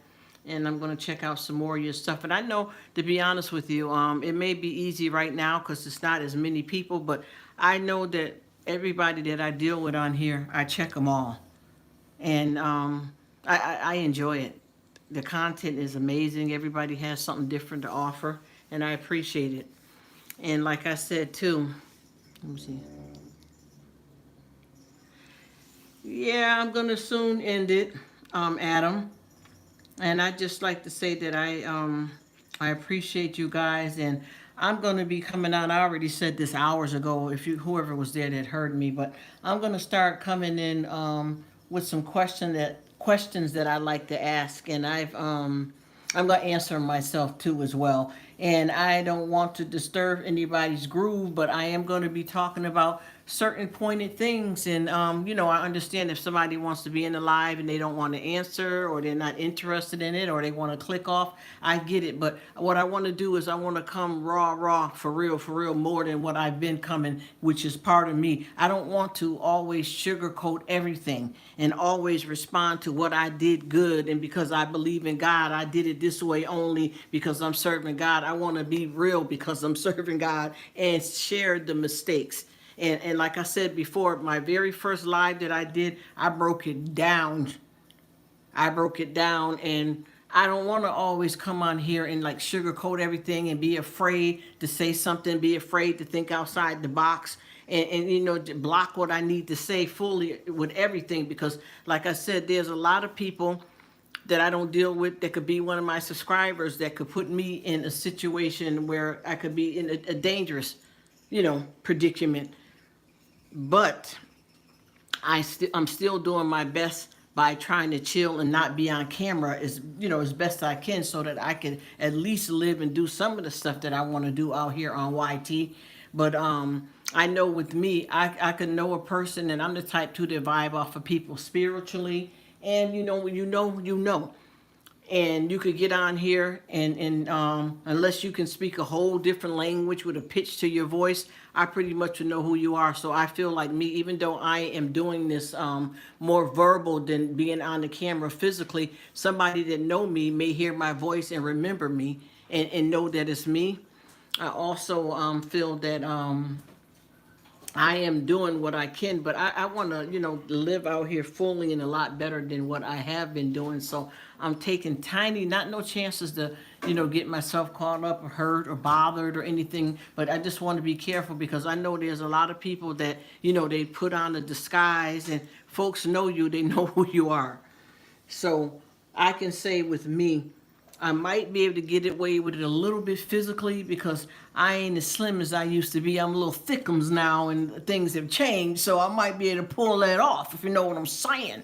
But either way, I'm just going to keep coming on to do the best I can, and I'm going to really try to look towards somebody that I can really trust, that can help me with this learning how to do this content. Even if I have to pay somebody to help me run, I don't call it a channel, my hangout spot, I might have to do that. But I got to find somebody that I trust, because I'm going to be honest, I haven't let the C-19 get off my mind. I'm not sitting here worried about it. I haven't allowed it to destroy my life. I took a lot of positivity from it, but I don't be having just anybody up in my house and out there wilding. I still wear my mask, because as I said before, I don't care what kind of backup, the first shot, the third shot, this shot. And once again, I'm going to repeat anything I say because I'm a repeat offender, and I like to keep spreading anything halfway decent that I can say to help somebody out. We have a very severe stomach virus going around as well that's landed a lot of people in the hospital.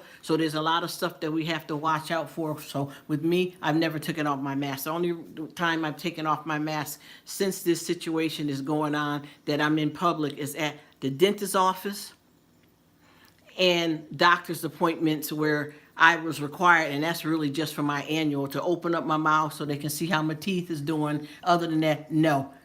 I just don't. I haven't had the word from God to tell me to do it, and I'm not judging people that don't wear masks. Live your best life, do your thing. But for me and even my family, we all just made that decision to not take off our mask. And we've had some things when this C-19 started to have stuff done around the house that we had to let go because we didn't want nobody coming in. And also, I have a person that I know here on YT had been, locked down. I mean, with nothing coming in or going out, they got real severe with it and bothered by it so bad to where they just knuckled down as long as they could with whatever food they had and just did what they had to do. And they had to have a repairman come in to repair their washing machine, and they end up getting sick.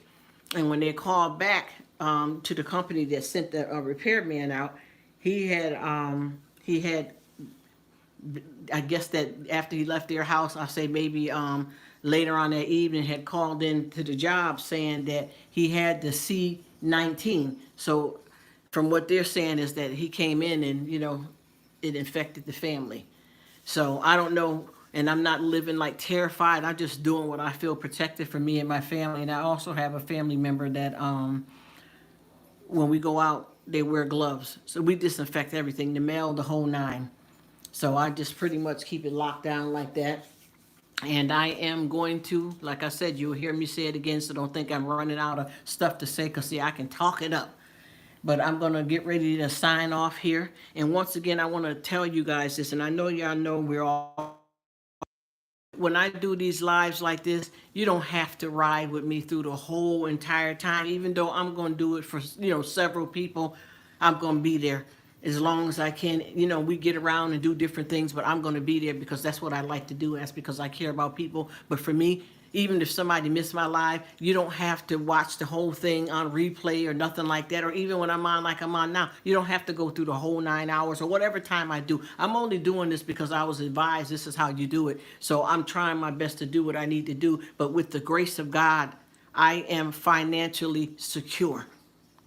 And that's only with the grace of God. So it's not just about the money, but if you can make money and at something you like, and this can be something lucrative, why not? But I'm not jumping on here going wild and crazy trying to run down cash and forcing people to subscribe and to back me up because I got to do it. And then some people have quit their jobs that they done went to college and school for to do this. So if it does become that, so I'm looking into whatever that is, but if it doesn't, I said it and I'm going to say it again. The friendships that I am meeting, oh gosh, there's so many things. I don't want to start getting all caught up. Y'all know how I do, but the friendships that I'm, gaining here are priceless. So if that's all that there is with this YT thing, that's what I started off doing it from the get-go anyway, because I didn't even know anything about any monetary gain or anything like that. And I know anybody can use extra money or more money or whatever, but if it wasn't, if it didn't happen, I still would be okay because God has secured me with that. And I'm going to come on here again. And like I said, a lot of times the way it's been going on since I've been back on talking, people have missed me talking for a second round or whatever, which is fine, but I just want to let y'all know that that's how I'm going to try to keep doing it. And like I said, I'm going to be asking a lot of different questions. Who wants to answer, they can. If they don't want to, I understand. And just talk about a whole lot of stuff that a lot of people run from. Because people run from when you talk about politics or religion, and you don't have to answer if you don't want to, because that stuff with the politics, that divided a lot of people just because of who you voted for. And to me, nothing runs me away. We either come back collectively as a whole, or we just don't respond to it, but we don't carry any animosity. Anyway, you guys, it's been a wrap. I appreciate you guys, and I'm just going to keep rolling.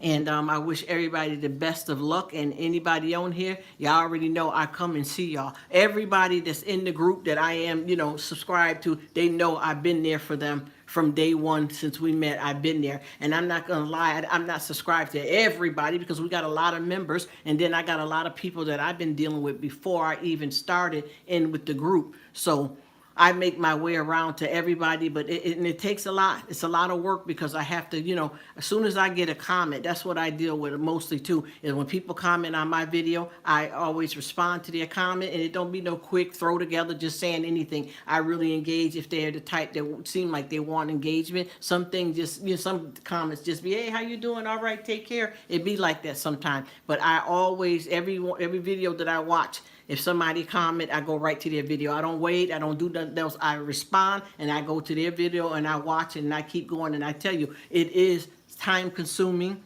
You got to have the patience and the will and the want to do it. So I do, the best I can.